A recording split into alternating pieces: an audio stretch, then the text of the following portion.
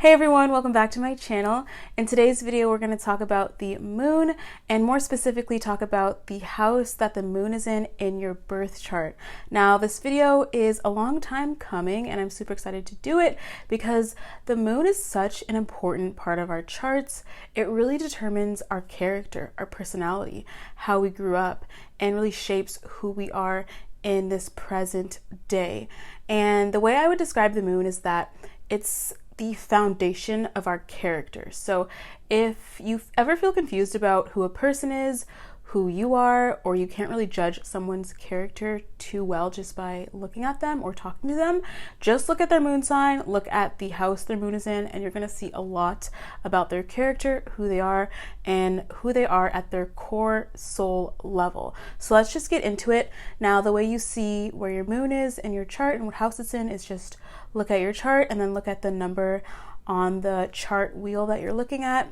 It's pretty straightforward, so most of you guys probably know what house your moon is in, but I'll leave a link down below of where you can calculate your chart if you don't know the house it's in yet. And if you're one of those people where your moon sits kind of like on the cusp of two different houses, I would say put your chart into whole signs and then count it into the next house. So if you have your moon, let's say in the 6th house, and it's kind of like right on that line between the 6th and 7th house, I would count it in the 7th house. But you can also watch this video and timestamps for both of those houses just to see what feels the best for you and feels most accurate.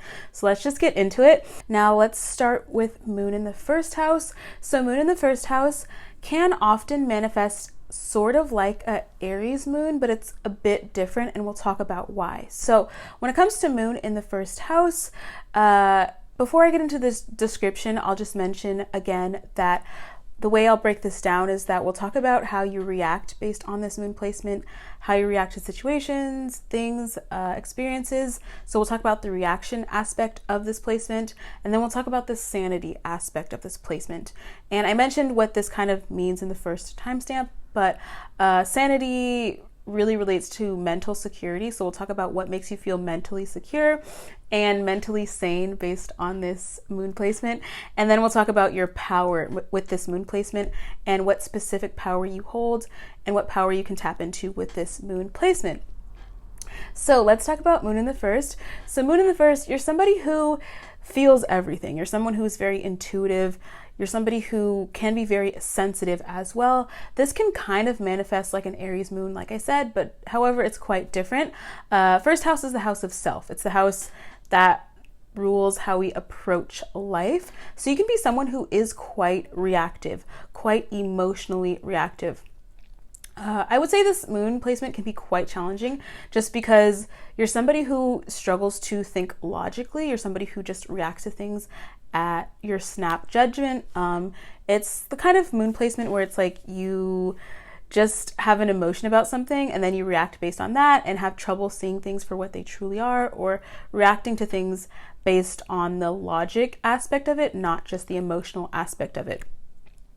I would say also another aspect of this moon placement is that you're somebody who tends to mirror people quite a bit. You can really absorb the energies and personalities of the people around you and really have trouble drawing that boundary of like what are your emotions and what are the emotions of people around you. You can be, I would say the strength with that though is like you can be a good counselor, so like somebody who's good at reading emotions, dealing with people's emotions and just dealing with people in general, but you can really have trouble with that boundary of just absorbing too much from other people.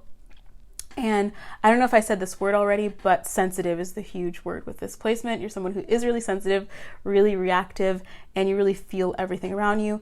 And you're quite intuitive as well. I will say this is a very intuitive placement. You can feel things, feel energy really well. So if we want to chalk up this placement in a few words, I would say this placement is very reactive, moody, sensitive, very emotional as well. I would say another good quality you have though is somebody who is very defensive of your loved ones. You're very protective of the people you care about and love, and also especially like your family too. So let's talk about those 3 things I mentioned. So your reactions, your sanity, and your power, and how those fit into this moon placement. So when it comes to reactions, I feel like we kind of talked about this throughout already, but the way you react to things is very emotional. You have trouble discerning emotion from logic when you react to things. And even like watching this right now, you might have an emotional reaction to watching this video instead of having a logical reaction to watching this video, which is kind of like ironic. But that's generally like the dynamic that happens with moon in the first house. And really, I feel like that's how you would sum up the reactions and how you react to things based on this moon placement, is that you are very emotionally reactive rather than logically reactive. So emotion versus logic is the key thing here, and something you might struggle with. So let's talk about sanity. So when it comes to sanity, sanity is really our mental security, how we feel safe in an emotional sense. And I'll mention what really makes you feel sane or safe or secure based on this placement. So I will say with this placement, what makes you feel sane is your environment. So you're somebody who has to be really discerning about your environment and who you let around you, because you're someone who is naturally very sensitive to things. You naturally just absorb the energies around you, absorb people's personality traits, their good traits, their bad traits.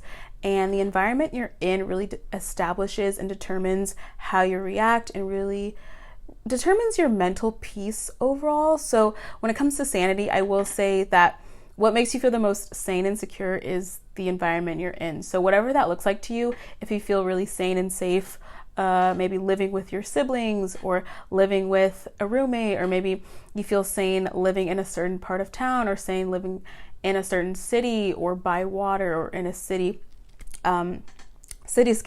Either way, you really have to determine what makes you feel safe and secure, and that will really contribute to your sanity overall. And I feel like when you have that security, that mental security of your environment being how you want it to be, then that's when you have better judgment with things, and you have less of that emotional reactiveness with things, and you have more space to be more logical. But if your life is kind of chaotic around you and you can't really have a certain sense of predictability with it, or have a certain philosophy or perspective, then you can kind of feel that inner chaos. So your inner chaos kind of derives from your external chaos if you're in external chaos, but if you have order around you, then you have that internal order. So that is the sanity part. And then the power and the strength really with this moon placement is definitely you're definitely someone with very strong intuition. Like I said, you really have that powerful ability, if you tap into it, to read people's character, to judge people's energy. You can be someone who might even be like an energy reader, or someone who wants to be like a tarot reader. I feel like you'd be a really skilled spiritual worker or counselor, because you do have that ability to read people, tap into people's energy. But if you can get control on that ability, it becomes your power. But until then, it's kind of like your weakness, and something you struggle with is just tapping into other people's emotions and feelings, just with no boundary or with no discernment or discrimination at all. So once you do gain that boundary and discrimination and power in developing your kind of psychic senses when it comes to assessing people, I feel like that's really when you tap into your strongest version of yourself, and tap into that power of intuitive reading and reading people's energy. So with that being said, tell me down below what makes you feel the most emotionally happy and really makes you feel emotionally content. Tell me down below in the comments, and then you guys can follow me on Instagram for more astrology content at AstroKit. And then I'm also on TikTok too. I just made a TikTok. It is called Totally Kit. It's not called AstroKit, it's called Totally Kit. And I'll link everything down below. I have a Patreon too. And you guys can watch my last video, which was the predictions for Mercury in retrograde. So I'll link down all the relevant content in the pinned comment, and I will see you first house moons in my next video. Okay, so now let's talk about second house moons, or people with moon in the second house, regardless of the zodiac sign. And we're gonna really unpack what this placement means for you, how it shapes your character and personality. So we'll go over like the general characteristics and traits of this moon placement, and then we'll break it down into three main categories. So the first category will be your reactions based on this moon placement, how you react to things, experiences, people, etc. We'll really focus in on that reaction aspect of this moon placement. And then we'll talk about sanity. So with sanity, it really rules over our mental security. The moon does rule our mind. It rules how we mentally process things. And so we can see how sane we feel or what makes us feel sane with our moon placement. And we'll talk about what makes you feel sane for second house moons. And then lastly, we'll talk about the power in this moon placement and what strengths you really hold with this second house moon that you do have. So let's just get into the characteristics and general traits. So like I said in the first timestamp of this video, when it comes to the moon placement, it is like the foundation of our character. So if you don't know anyone, or if there's someone that you don't know very well, you can just look at their moon placement and really see the core essence of who they are and really get to the bottom of their character. And so for second house moon, I will say the general characteristics for you is that this can manifest a bit like a Taurus moon because Taurus does rule the second house, but it is a little bit different. So when it comes to moon energy in the second house, I would say you're somebody who is very logical, very grounded, very steadfast as well. You're somebody who I feel like you have a good deal of common sense, if that makes sense. You're somebody who can really see things, see the logical results of things, see the solutions in things. I will say you might be good at problem solving as well. You're somebody who is also very focused on money, focused on your possessions, focused on finances. This can manifest as someone with a bit of either like a spending problem or someone who's really great at money, or kind of like a combination of both. Again, this can really manifest as sort of like a Taurus moon, where you're somebody who is very focused on money, focused on finance, but you might spend a lot too, or you might be very materialistic somewhat, or very emotionally attached to your possessions. And I will say that's sort of like how you operate and where your, I would say, character and essence really lies is in your possessions. It's in money. You can be someone who doesn't feel emotionally fulfilled unless you have a certain balance in your bank account. You can feel very emotionally attached to money at times or finances. Either way, I think attachment is a huge thing with this moon placement and somewhat of a weakness, where you can kind of feel attached to possessions or inanimate objects or things that you own. And in some cases, you can feel very attached to people. And I would say this is kind of a placement for codependence. So you could have codependence with your mom or a mother figure. However, it's not always the case, but this is the kind of moon placement that does kind of latch onto things and then doesn't let go.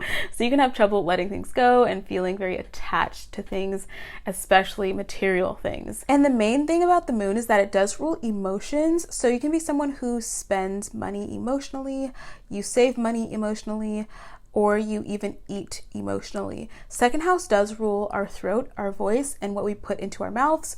So when we have planets there, or depending on what planets we do have there, we can see the kind of foods we eat and what we actually ingest on a regular basis. So you can be someone who does emotionally eat. You eat things when you feel scared, you feel worried, you feel anxious, or you feel happy. Either way, you might have a really emotional connection to your eating patterns and what you actually put into your mouth. So also, I will say when it comes to money, you kind of operate the same way. So you can spend emotionally, save emotionally, and all things like that. And you feel this really strong emotional connection to your finances. So let's break down kind of like everything we just talked about into the three bullet points I mentioned in the beginning. So let's talk about reaction first, and generally how you react to things. When it comes to moon in the second house, you're somebody who reacts to things in a very logical way. I will say this is a very strong moon placement because you have the ability to assess your emotions and assess situations, but not conflate the two things. I think you have a really great ability to see things objectively and really tap into that common sense point I made earlier and tap into that logic point and really deduce and assess what's the best option, what's the best results. And I feel like you're somebody who can be very skilled at problem solving. So when it comes to reactions, I think you are very problem solving oriented, or really results oriented. You really want to solve things. You want to get to the bottom of it. You don't want to just ignore things or maybe even make things worse with too many emotional decisions. I feel like you're somebody who does look at things for what they are and establish a logical decision based on that. And that's really how you react to things, is in a very logical I would say, steadfast or grounded way. Again, this kind of manifests as that Taurus moon, and Taurus moon is a really exalted placement. So I would say moon in the second house is a pretty good placement as well. So let's talk about your sanity and what makes you feel sane. So of course, when it comes to sanity and mental security is basically what this is. The way you feel the most sane is with finances. So if your money's right, then you feel right. You feel emotionally content. If your finances are right, if you're making enough money, if your income is good, if you have enough revenue streams, I feel like when your resources are good, you're good emotionally. Same thing maybe with food as well. Like if you have, you can be someone who can you get hangry, or you feel kind of moody or annoyed when you're hungry, or I feel like a lot of people might feel that, but I feel like you might feel that really intensely, where it's like if you're hungry, you feel moody or mad. But that's another thing that kind of contributes to that sanity aspect, is that if your food's good, if you're eating well, if you're eating what you want to eat, if you're not hungry, then you feel sane and mentally secure. And then also with finances, if your finances are right, if they're where you want them to be, then you feel emotionally sane. And that's really what your sanity depends on, is like your possessions being right and potentially what you eat as well. So let's get into the power of this placement and really your key strength. We already talked about some strengths, but I think this is the biggest one and the main power you have with this placement, and that is presence of mind. So I feel like with moon in the second house, you're somebody who has a really great power of being able to be mentally present, be emotionally present, be really invested in the material present, if that makes sense.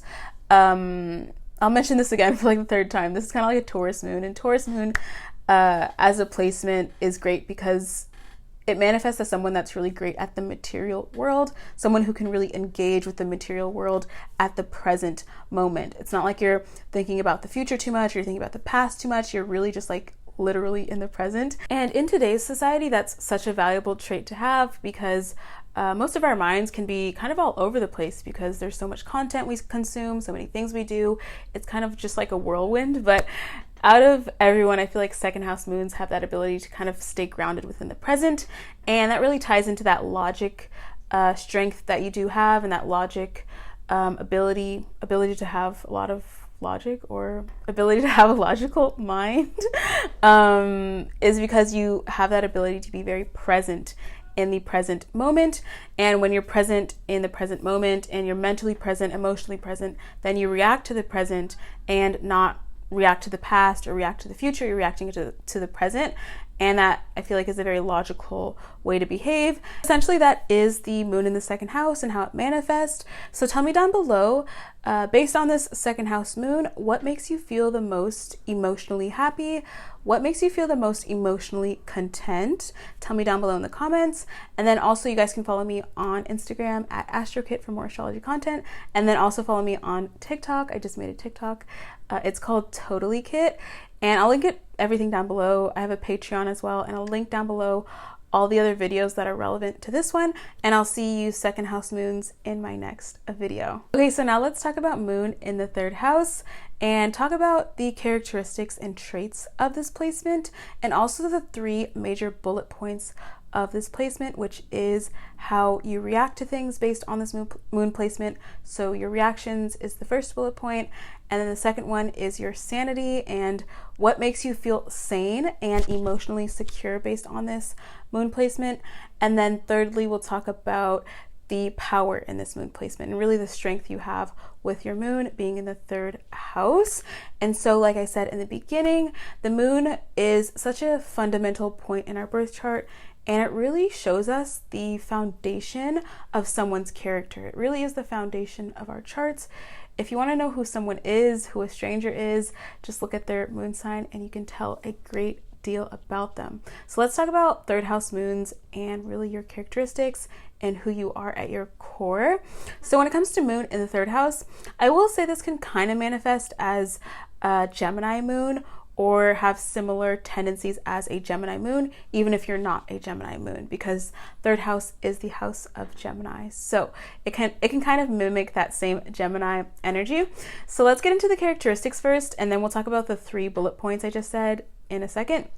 So let's get into the characteristics of this moon placement. So when it comes to a third house moon, I will say you're somebody who is very creative. You have a very innovative and inventive mind. You're definitely someone who can assess things very quickly and establish a solution very quickly, think of a creative idea very quickly.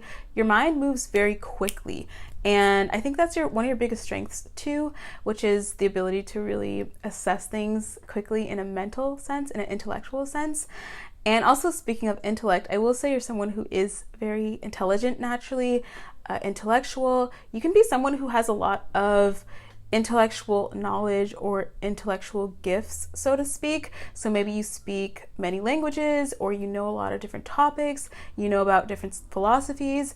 You can be someone who's just very intellectually well-rounded, so to speak, and just generally very intelligent, very naturally. And you can pick up ideas very easily, learn new things easily, learn new languages easily, new skills. You're somebody who might have a lot of skills or assets or talents in general. And I will say when it comes to your environment, you're someone who is very receptive.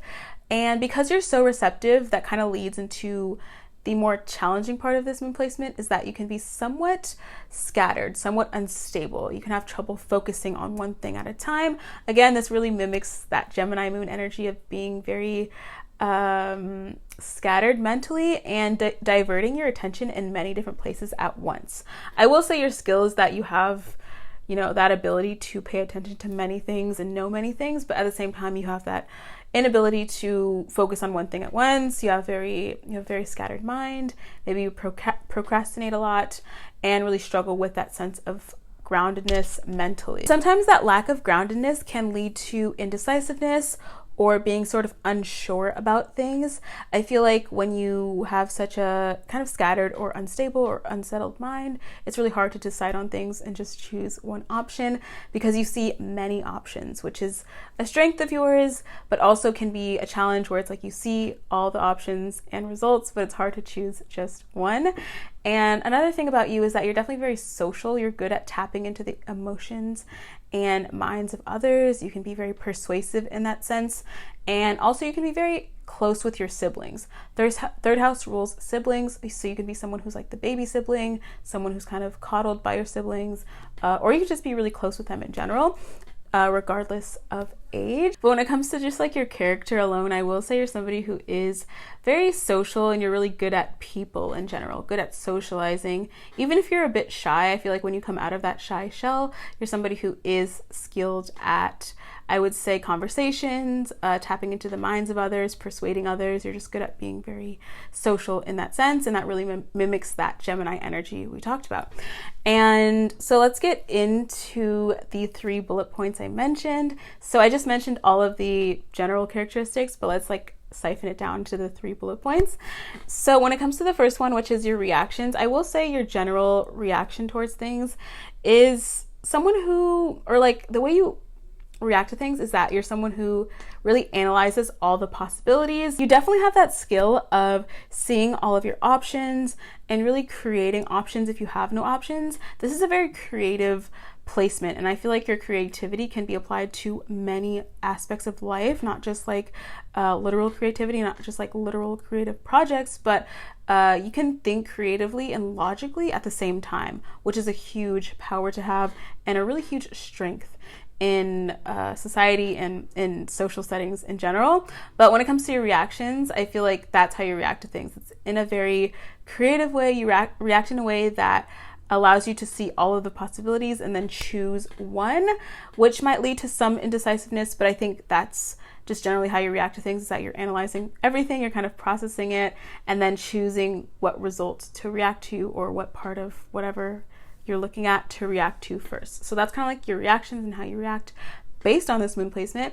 And so let's go into sanity. So when it comes to sanity is really your mental security and what makes you feel mentally secure. I would say your mental peace is definitely like another word for sanity. And so I feel like what makes third house moons feel so sane, or feels the most sane, is when you're participating in your hobbies, when you're participating in activities. You're somebody with a very quick mind, and you always have to be doing something new. You can never be stagnant or just settled in one place. This really mimics that Gemini theme, and so Gemini is all about doing new things, talking to new people, having many conversations, diverting their energy and attention in many different places. And so you're kind of like that same way, even if you're not a Gemini moon. And so I feel like that's what really makes you feel sane, is having those activities, having those hobbies, having many different hobbies. Third house does rule hobbies. And so let's say you're into guitar, and then you're into doing language, and then you're into maybe TikTok. Either way, you always have to be doing something, especially like with your hands, because third house does rule kind of like your hands and like motor skills.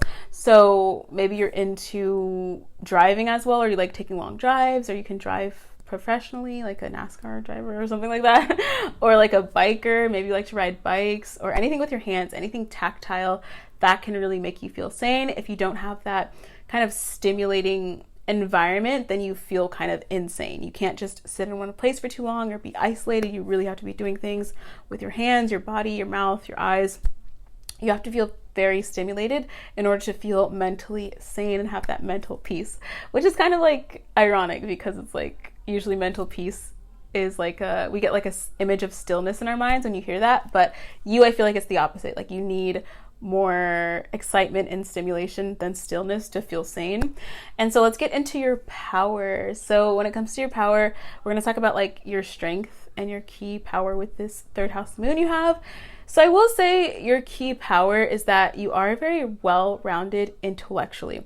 And we talked about that just a second ago, where you do, maybe you have many different hobbies, talents, languages, philosophies. You're just someone who just knows a lot about a lot of different things, and you can pick up things very quickly. You have your mind is almost like a sponge. Like you pick up things very easily. You can learn things easily. You're probably like a really good student, or somebody who's good at just learning topics in class really well.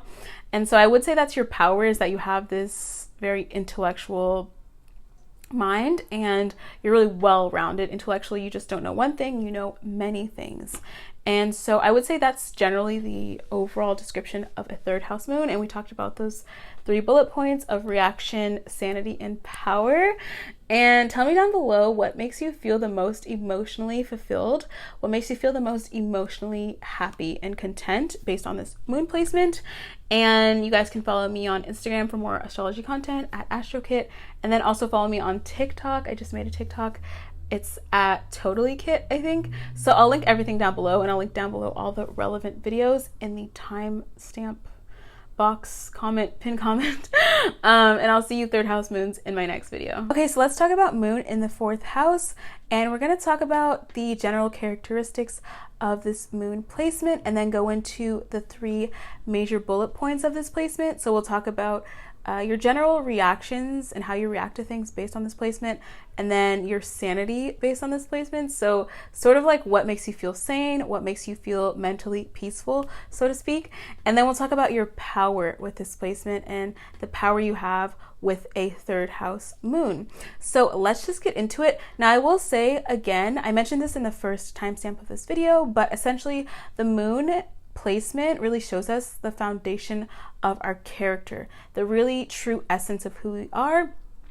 And if you don't know who someone is, if someone's a stranger to you, or you're having trouble assessing their character, just look at their birth chart, look at their moon sign, and that will tell you pretty much all you need to know about the core essence of their character. So let's talk about the moon in the 4th house and what this involves, characteristics, reactions, sanity, power, etc. So let's start with the characteristics, like the general traits you might have based on this placement. Now I will say this is a pretty fortunate placement to have, just because moon is very comfortable in the 4th house. If there's one house that moon wants to be in, it's definitely the 4th house, if not the 2nd house. But 4th house is the house of Cancer. Cancer is ruled by the moon. So with that being said, you might the traits I mentioned here kind of manifest similarly as a Cancer moon person. It's a little bit different, and we'll talk about the differences, but I will say it's kind of the traits of a 4th house moon and a Cancer moon kind of mimic each other. So let's get into these characteristics. So when it comes to characteristics, I will say you're somebody who is very intuitive. Of course, that's the hallmark characteristic with a 4th house person or Cancer person, is that intuition. And you're somebody who can tap into the intuition of people around you, tap into your own intuition. You're really good at tapping into your own inner beliefs, your own inner, I would say, spiritual knowing about things. And I will say you're someone who is also very nurturing, especially towards your family. Family is a huge thing with this placement. You can be someone who's very attached to your family, especially attached to your mother, grandmother. You're somebody who has that very nurturing effect, especially on your family members. Now, you're someone who can be a little bit more cautious around strangers or people you don't know, but once you get to know people, I will say you're somebody who is very nurturing, very caring, very protective over the ones you love, and especially your family members. Now, I will say when it comes to sort of how you view life and your perspective based on this placement, you're someone who is very security minded. If something isn't secure, or you kind of sense a sense of risk with something or a sense of unfamiliarity with something, you might step back from that. You might feel a little bit cautious or apprehensive about it because you are so security minded. You want security, you want to feel safe, you want to feel comfortable. That is what you need in this lifetime to really feel sane, which we'll get into sanity later, but I feel like you need comfort and security to feel content and safe. I feel like safety is another word for you, is like you want to feel safe a lot of the times. It's important for you to feel safe, secure, and it's important your environment brings that for you. That's another thing too with this placement, is that environment is very important to you, especially like your home environment. You're very much passionate about your home life, your room, especially your house, your apartment. You're passionate about your surroundings and making the most comfortable arrangement for yourself. And once you have that external environment in a comfortable position, then you can feel mentally stable, mentally sane, etc. I will say that your challenge with this placement is that you can be somewhat stuck in the past a lot of the times when it comes to just like in general and with your thought process, because 4th house does rule the past. And 4th house is associated with Cancer. Cancer is like that nostalgic past sort of energy. And so you can be someone who has trouble breaking out of the past, has trouble breaking out of your comfort zone, breaking out of your family dynamics. You can really just have trouble crossing that barrier of like your own comfort levels and taking risks or doing new things. You can be very cemented in your comfort zone, if not literally in the past a lot of the times. So I think that's the biggest struggle with this placement, is being stuck in the past or being a little bit too comfortable and not breaking out of that comfort zone. And I will say a really great thing about this placement is that you are very selfless and nurturing, especially with your family. So let's talk about those 3 bullet points when it comes to this placement. So we'll talk about your general reactions to things when it comes to 3rd house or 4th house moon, and then we'll talk about your sanity. So what makes you feel sane, what makes you feel mentally peaceful, and then we'll talk about your power with this placement and what makes you feel powerful and the power that comes with 4th house moon. So when it comes to your reactions, I would say the way you react to things generally is that you're very cautious. I will say you're someone who's very strategic as well. You really like to assess things, really prepare things. I feel like with this placement, you might specifically avoid taking risks a lot of the time or doing things really out of the norm. And instead of taking risks, or I feel like in order to avoid taking risks, you prepare a lot for things. And this makes someone who is very strategic, someone who can really assess the future, assess the past, assess the present, and deduce what is the best option. And I feel like you have a really strategic mind, but in general, I would say the way you react to things initially is that you are very cautious of things. You don't just jump into things naively, you don't jump into things riskily. I feel like you just are very cautious about things because you really want to maintain that sense of security within yourself and your mind. So let's talk about sanity now and what makes you feel sane. So we touched on it a little bit just a second ago, but I feel like what makes you feel the most sane is your environment. if your environment is good, like your home environment especially, if it's comfortable to you, then that's how you feel mentally stable, mentally sane. Like, let's say you really like having a pink room, or pink is the color scheme in your room, and that makes you feel happy. Your room has to be pink in order for you to feel mentally happy, if that makes sense. And it can be really specific like that, or it can be more general, like maybe if you live near water, you feel more sane, or if you live in a big city, you feel more sane. Either way, your environment, your home, is very much tied to your sanity. So if your home is chaotic, if you don't have a place to stay, then it's like you feel very internally chaotic, and your sanity really depends on that environment piece. So when it comes to your power, let's talk about power now. So your power with this moon placement is, I just mentioned it, is strategy. So I feel like you're someone who is very strategic. I feel like with Cancer energy, 4th house energy, that's something that doesn't get really talked about, is that you are very good at assessing things. You're good at seeing problems and creating a solution, and problem solving in general.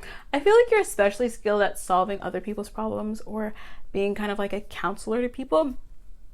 But when it comes to your own problems, I will say you know how to choose the right moves, because you are so cautious. So when you are cautious, it's not like you're just doing things randomly or hastily or riskily. I'm just making up words here, retrograde. And you're not doing things so riskily. You're doing things in a very strategic, cautious way. And because you look at things so cautiously and so, I would say, analytically, and for a long period of time, I think that's what really contributes to your power, which is the power of strategy. And strategy is definitely something we all need in life, and especially in these days, we need a sense of strategy in order to gain success and especially achieve things in this lifetime, which ties to the 4th house, or which ties to the 10th house, which is the house opposite to you. So that is basically the 4th house moon traits, characteristics, and the bullet points we talked about, which is reaction, sanity, and power. But tell me down below, what makes you feel the most emotionally happy based on this moon placement? What really makes you feel emotionally content? And then also, I think I might turn this video into a series on my channel where I talk about all the planets in different houses. So tell me down below what planet you want me to talk about next. And then you guys can follow me on Instagram at AstroKit. And then also you can follow me on TikTok at AstroKit, or no, it's at TotallyKit. I'll link it down below, but I just made a TikTok so you guys can follow me on there. I'll put all the links in the pinned comment, and I'll put all the relevant videos in the pinned comment. So I'll see you 4th house moons in my next video. Let's talk about moon in the 5th house. So with this placement, we're going to talk about your general characteristics, and we're also going to break it down into 3 major bullet points. So we're going to talk about your reactions and how you react to life based on this moon placement, and then we'll talk about your sanity and what makes you feel sane and mentally at peace based on this moon placement, and then we'll talk about the power that comes with this moon placement. So those are the 3 bullet points we'll kind of break it down into. So first we'll start with the characteristics and traits. First, before we talk about it, I'll just mention that when it comes to your moon sign, the moon sign is essentially the foundation to your character. It's the foundation to your personality. It's the foundation to your birth chart. If someone is a stranger to you, or you're having trouble assessing someone's character, you can just look at their moon sign and tell pretty much 80% of their personality and 80% of their character and traits, and really the core essence of who they are. The moon sign is really important, and the moon placement is even more important. So let's get into the characteristics and traits of a 5th house moon, and then we'll talk about those 3 bullet points in a second. So when it comes to a 5th house moon, this kind of mimics the same energy as a Leo moon, because 5th house is ruled by Leo. So you kind of might relate to Leo moons a little bit, even if you're not a Leo moon. So you can have any zodiac sign with this placement, but since it is in the 5th house, the house of Leo, you might really relate to those Leo traits and characteristics, but it is a little bit different than a Leo moon. So let's get into the traits and characteristics for your 5th house moon. So when it comes to overall traits and characteristics, I will say the biggest key word I'm thinking of with this placement is charismatic. You're somebody who is very joyful, someone who's optimistic, someone who is very upbeat, upbeat. I feel like you do kind of mimic that sort of Leo energy that comes with the 5th house. And Leo is known for being very optimistic, bright, someone who can be very extroverted as well, someone who likes to smile a lot, just in general, someone who can be very charismatic. And I feel like you're somebody who can be that way as well. And you're definitely somebody who is really great at social situations. You can be a social butterfly, so to speak, someone who is very popular with other people. I will say this is kind of like a fame placement as well. I do have a fame placement video on my channel, and I don't know if I mentioned this placement as a fame placement, but I will say this is kind of like a fame placement. So you can be someone who is somewhat famous, popular with people, well known with people. That 5th house energy does stay true to kind of that famous energy that is tied to the Leo archetype. And you can be someone who is very joyful, very playful as well, and just kind of overall very happy. I will say this is a pretty good moon placement to have, because moon does pretty well in the 5th house and makes someone very happy and have sort of a more optimistic, joyous temperament and character overall. Speaking of fame, I will say this is a placement of someone who can be very good at theater, maybe good at performing, maybe you're great at entertainment and making people laugh. This can be a placement of an actor as well. So even if you're not an actor or theater person, I feel like you're just good at entertaining other people. You're very socially adept in that sense, and you might be very gifted in terms of entertaining others, being funny and charismatic. And then speaking of entertainment and sort of like that fame aspect, I will say this can manifest as someone who's very talented naturally. Maybe you have a lot of talents. Maybe your talents lie in the acting realm, so like theater, but you can also be talented at music, singing, dancing, any of those like Leo related things, or anything related to performance art, which is kind of tied to that Leo archetype. You can be very skilled at. So naturally you're somebody who is quite talented, charismatic, fun-loving, playful. And I will say this is kind of like carries a childish energy too, because 5th house does rule children, and 5th house is the house of fun and pleasure and enjoyment. So you're somebody who just really loves to engage in fun and pleasure and enjoyment, and maybe you don't take things too seriously all the time. And I feel like that kind of ties into the weakness of this placement, or challenge with this placement, is being kind of childishly, or just being kind of childish in general, but having that childish mindset. So there could be times where you need to be serious, where you need to be an adult or have that business mind, but you can be so stuck in that sort of joyous, happy, I want to have pleasure, I want to have fun, I want to entertain kind of mindset, that you kind of negate the more serious aspects of life, or logical, or need to be mature and professional, so to speak. So you can struggle a bit with childishness. Mercury's in retrograde, guys, okay? Childishness. But I feel like that's kind of like your strength at the same time. Like that childishness is what makes you so charismatic and so popular with other people. So let's get into the 3 bullet points I mentioned at the beginning. So we'll talk about your reactions to things and sort of like your reaction to life based on this placement. Moon does rule reactions, so we'll talk about sort of like how you react to life in general with this placement. And then we'll talk about your sanity. So really what makes you feel sane, what makes you feel emotionally content, and really what makes you feel mentally at peace, which is what like sanity is like mental peace. So we'll talk about what makes you feel sane, and then we'll talk about the power that comes with this moon placement and the strength with this moon placement. So let's first talk about reactions. So when it comes to reactions, I will say ironically, the way you react to things is very logical.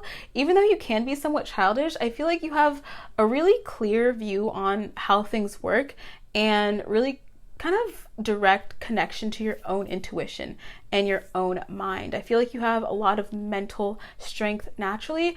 And I mean more so in like I would say like spiritual sense almost, where it's like you have mental strength in a spiritual way, if that makes sense. Not just like mental strength in the sense of logic or intellect. I feel like it's like you have a really strong spiritual mind, or a very strong spirit in general.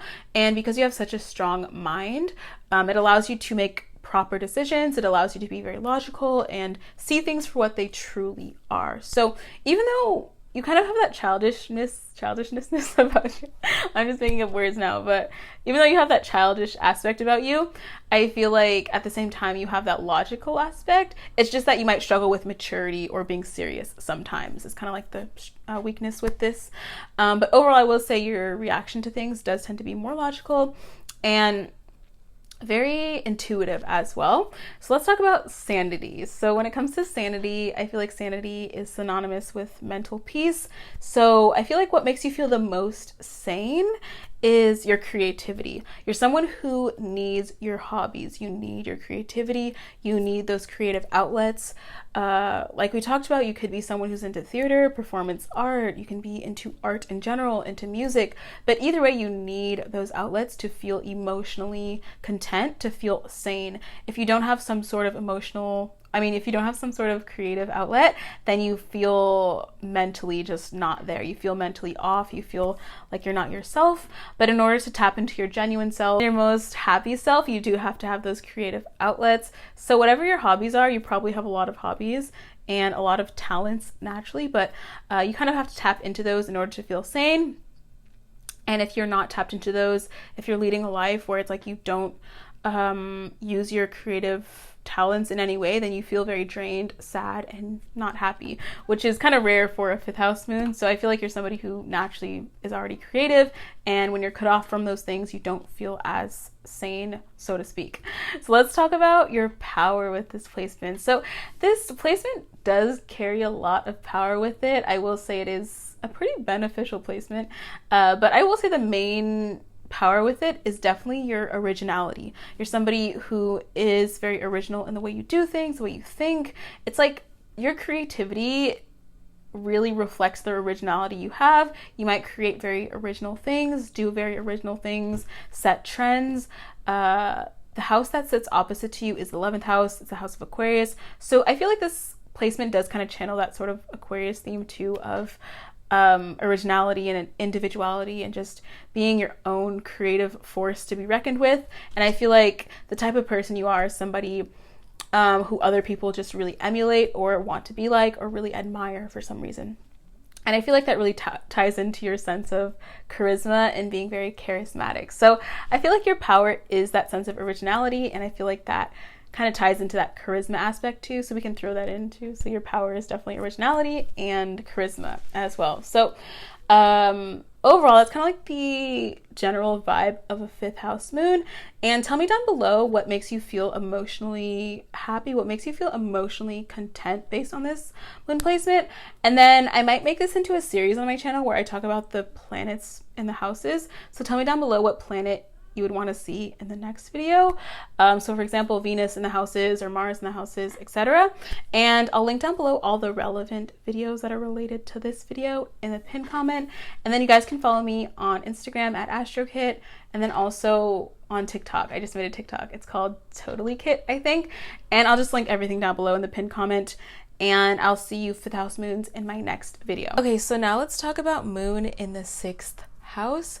So with moon in the 6th house, we're going to talk about your overall traits, your characteristics, and basically how this functions in your life and in your chart. And then we'll break it down into 3 like simple categories. So we'll talk about your reaction based on this moon placement and how you react to life and certain experiences based on this placement.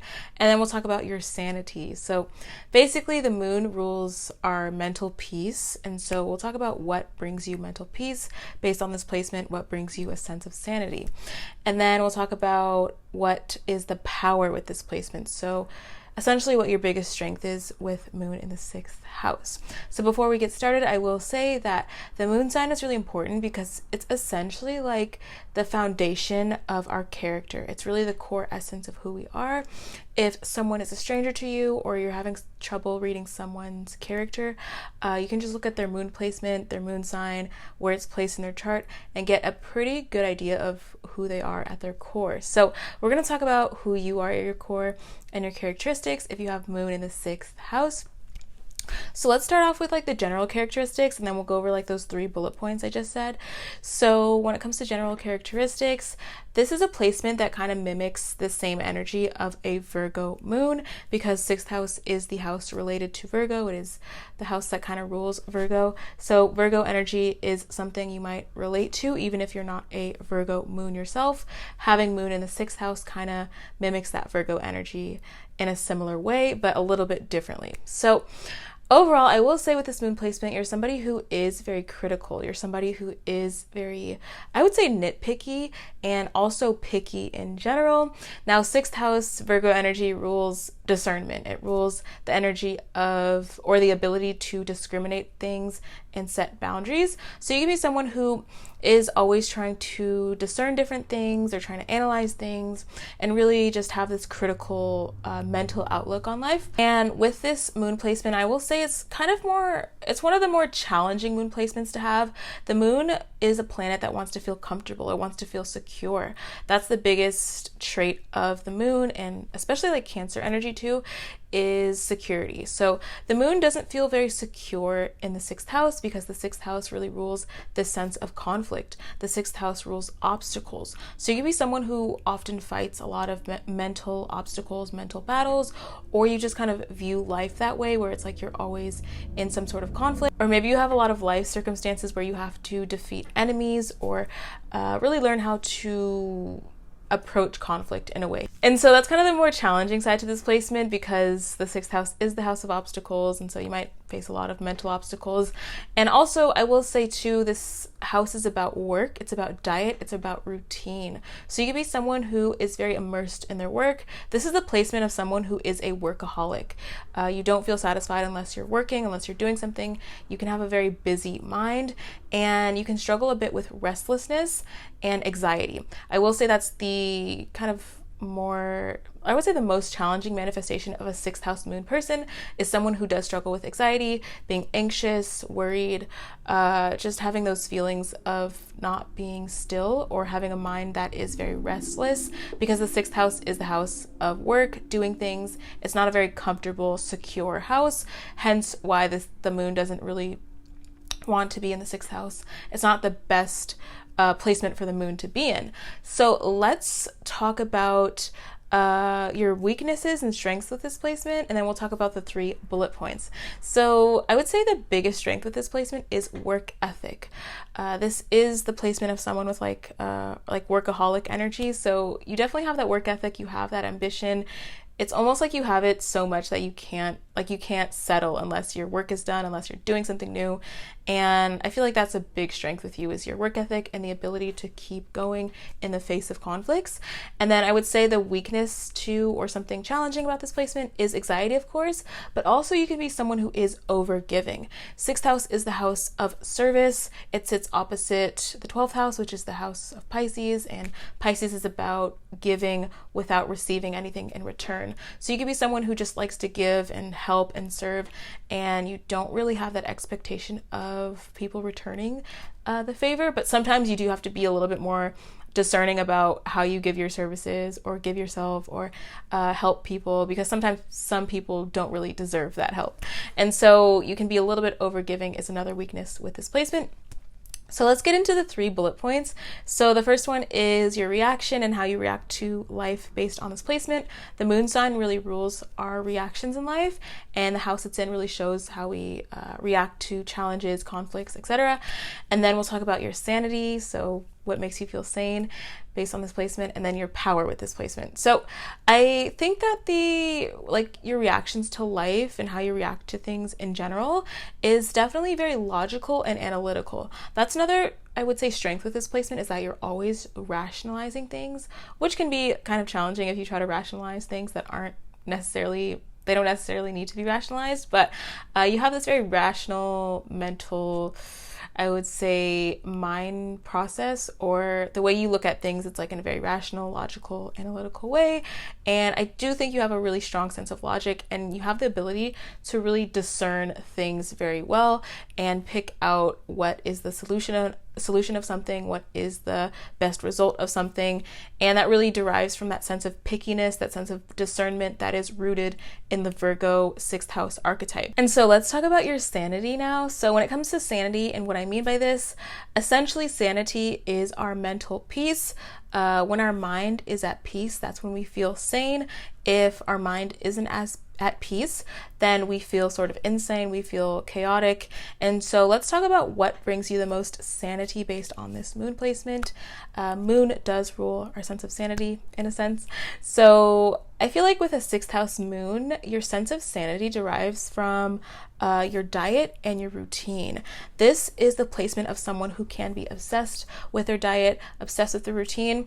And for some people, I can see it manifesting as almost like that OCD sort of energy. And not to like diagnose people or say that you have that, but especially if you have like Pluto in the mix, so if you had like a 6th house, if your 6th house was like in Scorpio and you had Moon in the 6th house, or you had Pluto in the 6th house, this can manifest more so as a psychological obsession, because Pluto Scorpio energy does rule psychology, it rules obsession and fixation. So I would say in a more extreme sense, if you had Pluto influencing the 6th house or Scorpio energy influencing the 6th house, you can be literally OCD and struggle with that. But if you don't have any Pluto aspects there or Scorpio aspects, in general, I would say you're someone, in order to feel sane, you need a certain routine. You need to do that same routine every single day to feel sane. If you get up every day and have breakfast at exactly like 10 a.m. or you go on a run at exactly 9 a.m. It's like you have to have that exact routine every single day to feel sane within your mind and have that mental peace.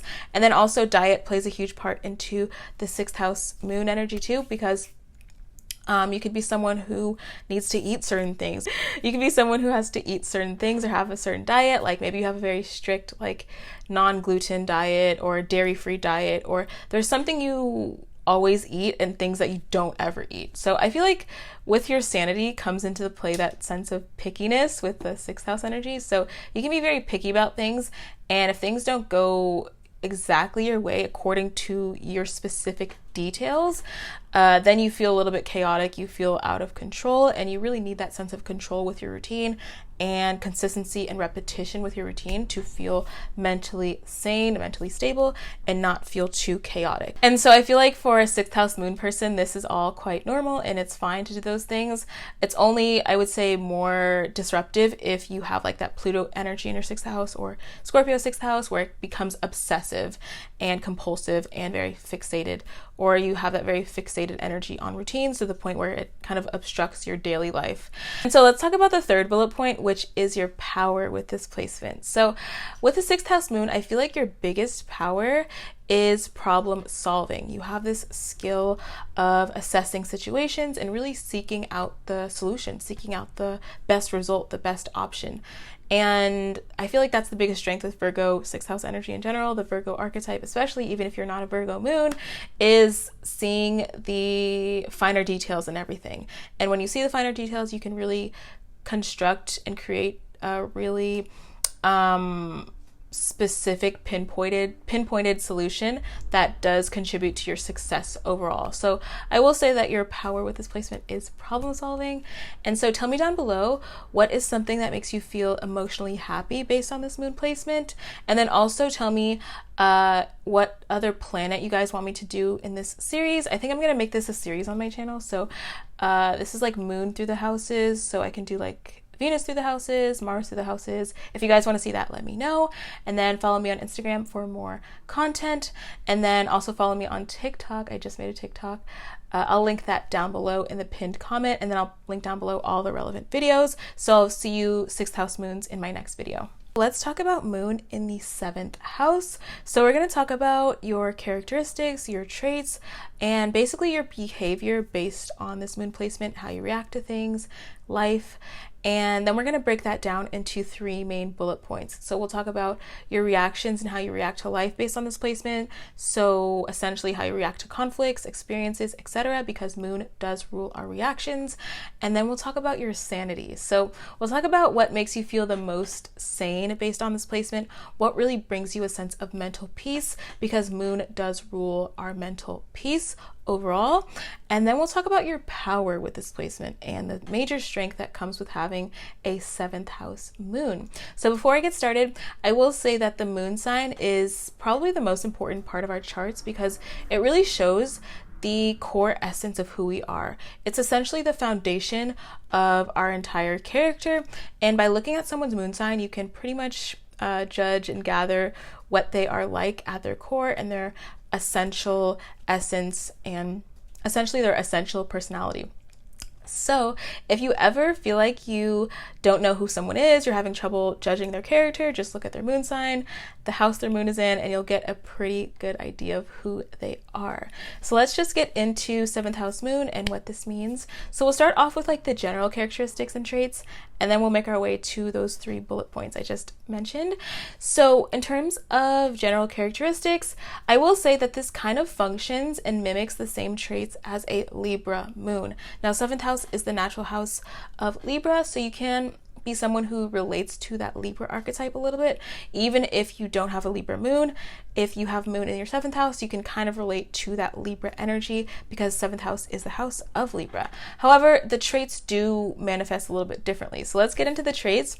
So overall, I will say you're someone who is very fair-minded. I feel like that's one of the things you do share with Libra moon people is being fair-minded and really assessing situations based on a scale or based on a certain, I guess, checks and balances. You're someone who reacts to things and looks at life and assesses the good and the bad, or the best result and worst result.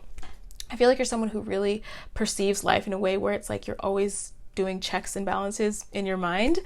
And this is a really important placement because 7th house is the house that represents other people. So when it comes to your mental processes and how you decide things and perceive life, other people can have a huge influence on you. You can be someone who is very influenced by the people around you, influenced by your partners. You can be someone who, I would say in the worst case, needs that validation from other people, or you need other people to decide things for you, or you feel like you can't make a decision without emotional support of your partner, and you can struggle with making independent decisions. And that's one of the more, I would say, shadow traits of this placement. But in a more functioning sense, you're someone who can make decisions very fairly, very justly, and you don't need that validation. You don't need someone encouraging you to make a decision. So you can fluctuate on both sides of that spectrum of being too influenced or having the ability to influence others, and kind of struggle with that sort of dynamic.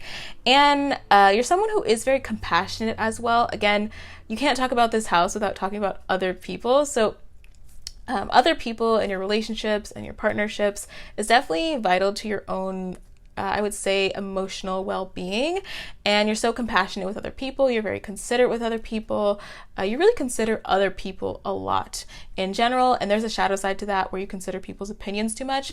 And then on the higher functioning side, you're compassionate without or considerate about other people without being too influenced by them.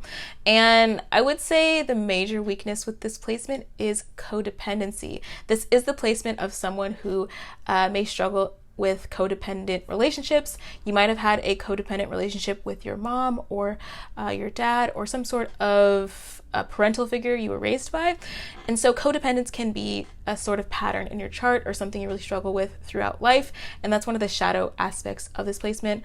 But I feel like the highest aspect of this placement is balance, is fairness, and independence, and being able to do things on your own without that tap on your shoulder, without that pat on your back, without that validation from people, and without that codependent energy. So another strength I feel like you guys do have, though, is you are very business-minded.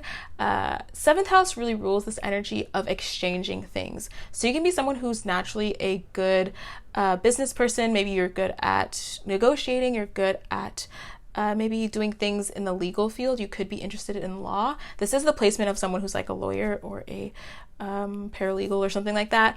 And you could be good at just negotiating in general. Maybe you're good at exchanging goods. This is also the placement of someone who could be in the marketing industry, advertising industry.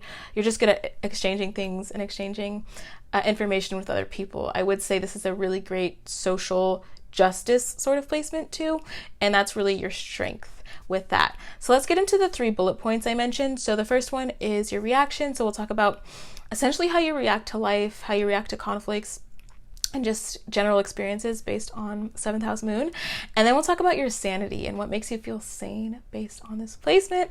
And then we'll talk about your power with this placement and major strength with 7th house moon. So when it comes to your reactions, I will say it's very categorical. The way you react to things in your life, react to conflicts, especially react to other people, is like you really categorize things in your mind. So I mentioned earlier about that checks and balances thing, which I feel like is so Libra and very Libra-like to do that. But you look at things for good, bad, worst, best, etc. And you kind of categorize things a lot in your mind, and you always have that sort of running list of like what's good, what's bad, what's the benefit of this, what's the downfall of this, and you look at things in a very balanced mindset, and that's generally how you react to things in a mental sense. Hence why I feel like you could be good in like a legal field, you could be like some sort of judge, you can be in the marketing industry, someone who's just good at assessing things and then balancing it out in your mind is kind of like how you react to life. And so you could be good in industries that kind of utilize that skill of yours.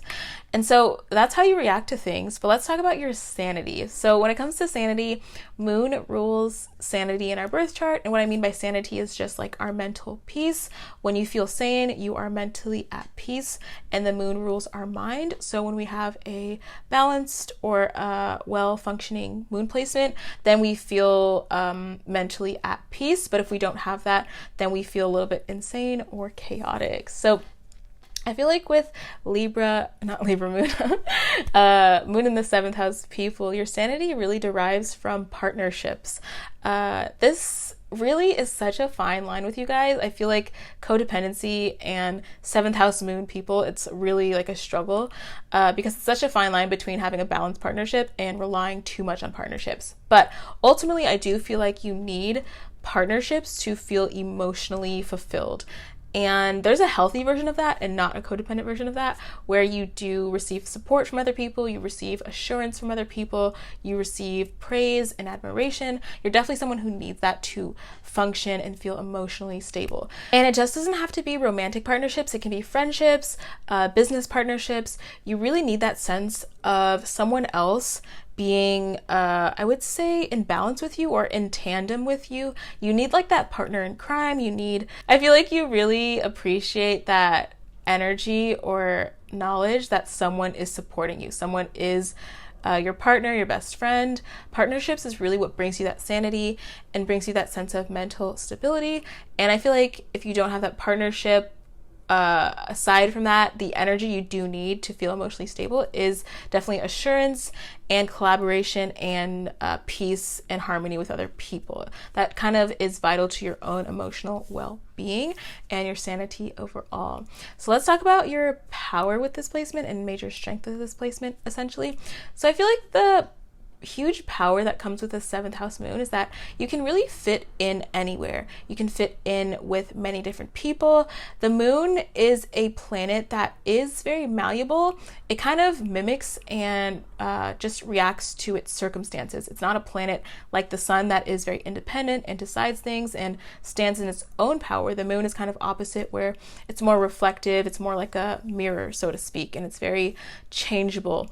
And so your power is that you can really fit in with other people, fit in with any demographic. You can be someone who just has friends from all walks of life, all ages, all ethnicities, different countries.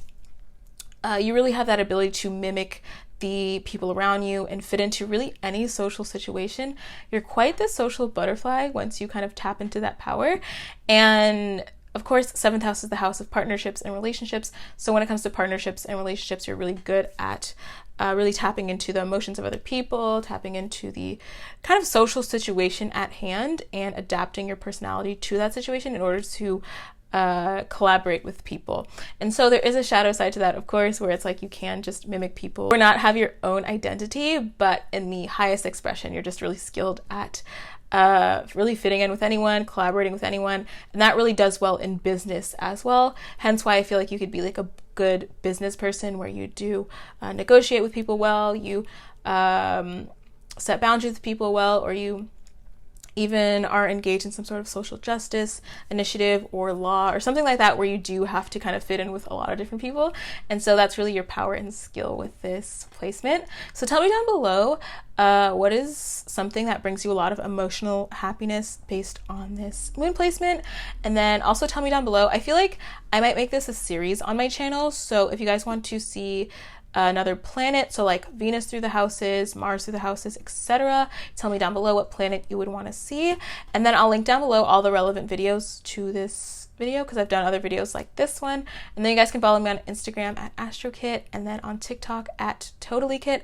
I'll link everything in the pinned comment. So I'll see you 7th house moons in my next video. Okay, so let's talk about moon in the 8th house. So moon in the 8th house, we'll talk about your general traits, your characteristics, and then we'll break it down into 3 main categories. So we'll talk about your reactions and how you react to life and how you react to conflict based on this moon placement. Then we'll talk about your sanity. So what brings you the most sanity and mental peace based on an 8th house moon. And then we'll talk about your power with the 8th house moon and really where you have the biggest strength based on this placement. So let's get into it. But before I get into it, I will say that the moon is one of the most important placements in our chart, if not the most important placement in our chart. It really shows us the core essence of who we are and the foundation of our character. If you ever have trouble reading someone's character, if someone is like a stranger to you, then you can just look at their moon placement, the house it's in, the sign it's in, and the planets that are touching the moon, and get a pretty good idea of who that person is and who they are at their core. So we're going to talk about who you are at your core and your characteristics if you have an 8th house moon, regardless of the sign. So let's start off with the general traits, characteristics, and then we'll talk about the 3 bullet points I just mentioned. So when it comes to general traits and characteristics, this moon placement can kind of function like a Scorpio moon because 8th house is the house of Scorpio, is the house naturally associated with Scorpio energy. So you can really find yourself resonating with the traits and characteristics of a Scorpio moon, even if you don't have a Scorpio moon. You can have any sign moon, but if it's in the 8th house, you might resonate with Scorpio energy anyway. However, it is a bit different. So let's talk about the differences and your characteristics now. So when it comes to characteristics, I will say that you're somebody who is a very deep thinker. You're somebody who is very concentrated. You can have a mind that is very obsessive. Now, that's kind of like the trait I would say you definitely share with like Scorpio energy, is being very obsessive, fixated on things. And having the moon in the 8th house is kind of a harsh placement, just because the moon ultimately wants to feel comfortable. It wants to feel secure. That's the biggest word to describe moon energy, is security. And the 8th house is everything but secure. The 8th house is energy of sudden gains, sudden losses, risk taking, things that aren't secure at all. 8th house is kind of like the opposite of moon energy. So when you have moon in the 8th house, you can be someone who kind of struggles with that tension of wanting to feel comfortable and wanting to feel secure, but 8th house just won't allow that because 8th house energy is very unpredictable. So moon really wants that sense of predictability, where 8th house isn't like that. So you can kind of imagine that as sort of like your core essence is that kind of tension between comfort and risk taking and going out of your comfort zone and feeling that tension with that energy. And so more traits about you is that you're someone who is very power driven. You want to achieve things. You can be someone who can focus on one thing and obsess over it until you achieve that, until you accomplish that. I think that's the strength of this placement, is that you're someone who can be quite goal oriented and very, very ambitious and really not stop until you achieve what you want. You have this very obsessive way of thinking that you really saturate your mind, and whatever you're doing, whatever concept you're engaged in at that moment, whatever job you're in, whatever situation you're in, you really saturate your mind into that and kind of calculate how to achieve in that situation or gain or have success with it. And speaking of calculated, I feel like you also are a very calculated person. You have a very calculated mind. Once you get control over your emotions and your mind, you do have the power to have a lot of emotional control and a lot of success with how you operate your life. But if you don't have that emotional control, you can be a little bit emotionally unstable. The 8th house is that house of unpredictability. It's the house that is representative of extremes. So you can be someone who has extreme like mood swings, extreme emotional temperaments, and really not have that, I would say, settled or streamlined way of, I would say, expressing emotions.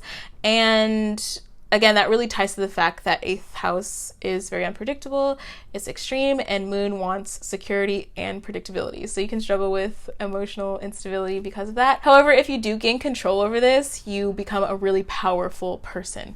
Overall, if you can control your emotions, then you can control your own surroundings and control the outcome of your life. But if you're not in control of your emotions, you kind of are naturally chaotic.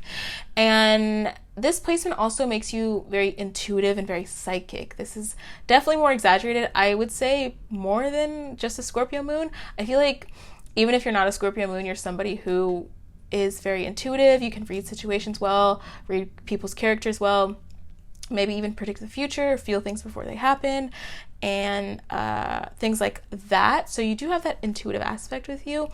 And so let's talk about the weaknesses of this moon. So when it comes to the weaknesses and challenges, I would say you can be somewhat self-destructive. That's just the nature of Scorpio energy. It's the nature of 8th house. It's very self-destructive. It wants to destroy things. Pluto energy wants to transform things and usually transforms things through destruction.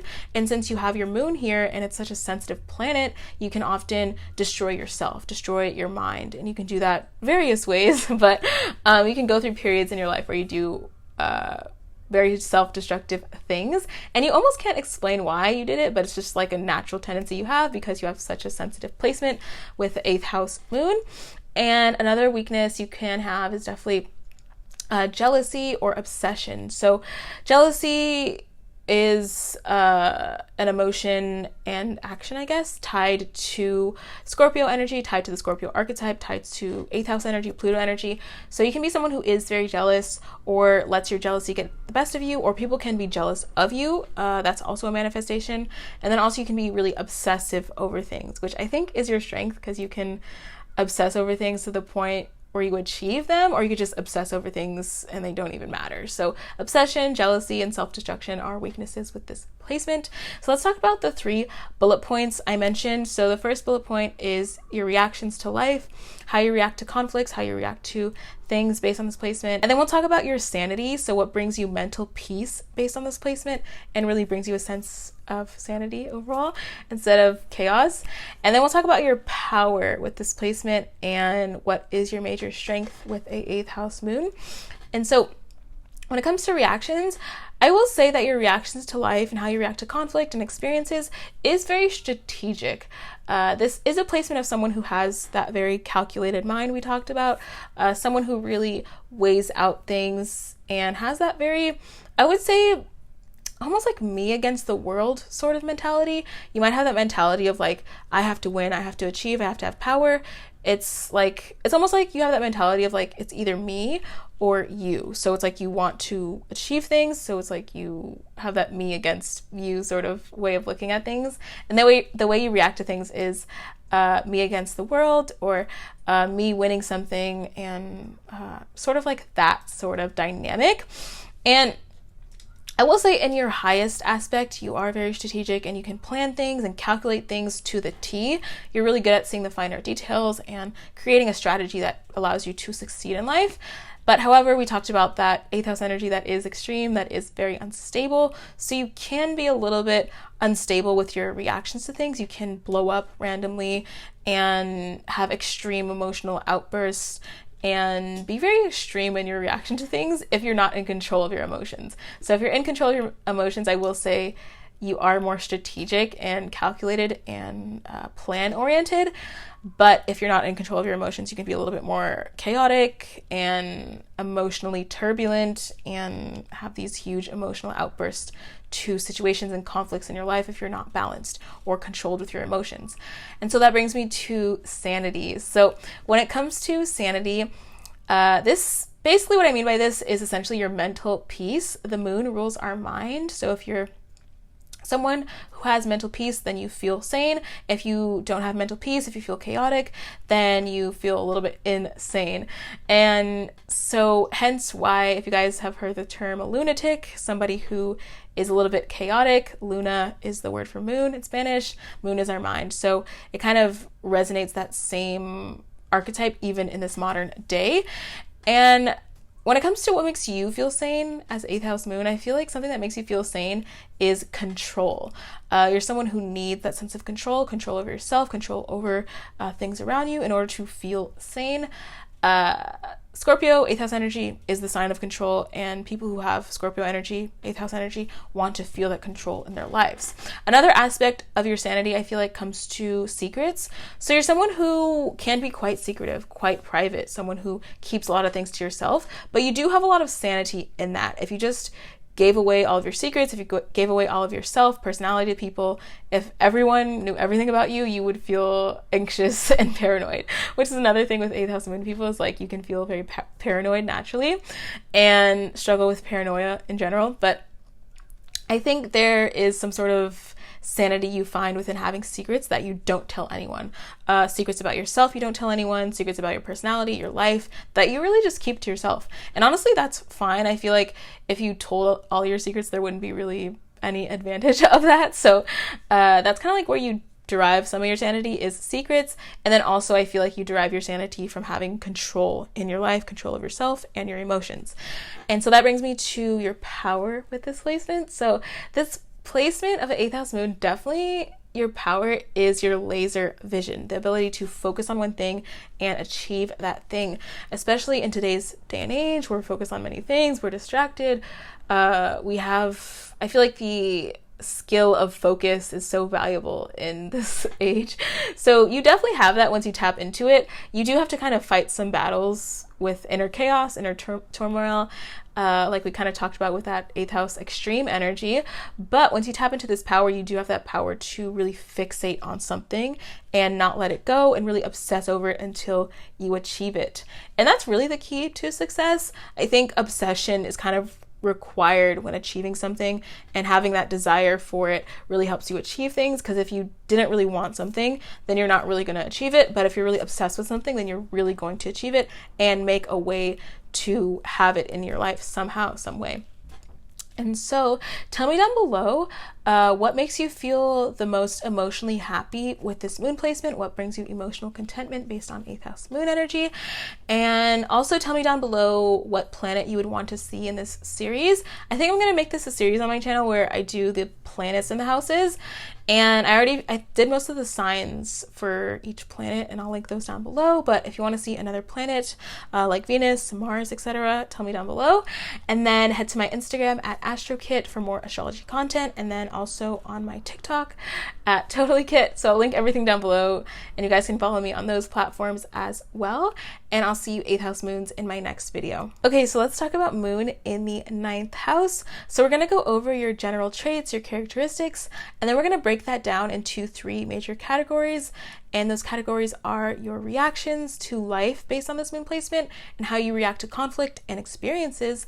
And then the second one is your sanity. So we'll talk about what brings you the most sanity, what makes you feel sane based on this 9th house moon. And then we'll talk about your power with the 9th house moon and really where you derive your strength and abilities with this placement. So before we get into it, I will say that the moon is the most important planet and placement when deciding and judging someone's character in a birth chart. It's really the most fundamental point of our charts. And from the moon sign and the moon placement, we can see the essential core of who someone is, their core essence, if you will, and really the foundation of their character. So if you're having trouble judging someone's character, if someone is like a stranger to you, you don't know who they are, you can just look at their moon sign and that will show you exactly who they are at their core being. So let's get into the traits and characteristics of this moon placement in a general sense, and then we'll break that down into specifically those 3 categories I just mentioned. So when it comes to 9th house moon people, I will say you might resonate with a Sag moon, or really resonate with those Sag moon characteristics, because 9th house is the house that is ruled by Sagittarius, is associated with Sag energy. So you can really relate to that Sag archetype, even if you're not a Sag moon yourself. However, the traits are a little bit different and they manifest differently. So let's talk about that now. So when it comes to traits and characteristics, you definitely are someone who is very optimistic. You see the brighter side of life. You always see the positive outcome. I will say this is a pretty beneficial placement just because you always have that sense of optimism and happiness and sense of things will be okay, things will be successful, things will have a great result. You have a very happy, upbeat sense of perceiving the world, and that really has its advantages because you don't let yourself get down for too long. Even if you are down, I feel like you're someone who really picks yourself up and really has that expansive mindset to where it's like you can achieve anything, you can have success. There is a brighter tomorrow, so to speak, with ninth house moon people, despite the circumstances. So you do have that strong sense of optimism and you have that sense of conviction with what you believe. Now, ninth house is beliefs, it is philosophies. So you can be someone who really sticks to your beliefs, sticks to your own opinions. Someone I'm thinking of with the ninth house moon is Kanye West. I feel like he's a pretty good example of a ninth house moon because he has those beliefs, he has those convictions, and he says them even if he's bullied for it. He says them even if he's canceled for it. So you can, not to say that you're literally Kanye West, but you might resonate with his personality a little bit because he does have that sense of conviction that comes with ninth house energy that is very decisive about their own beliefs, their philosophies, and what they think to be true. And that can have its shadow side too, just because you can be a little bit self-righteous and believe in your own beliefs and not let in other beliefs from other people. But I feel like it does have its advantages mostly in today's modern world. And so you're someone who's also very spiritually aware. Ninth house is the house of spirituality. It's the house of higher knowledge, higher learning. So you can be someone who's just naturally very intelligent. You pick up ideas and concepts very easily. Maybe you speak different languages even. You're good at picking up different languages.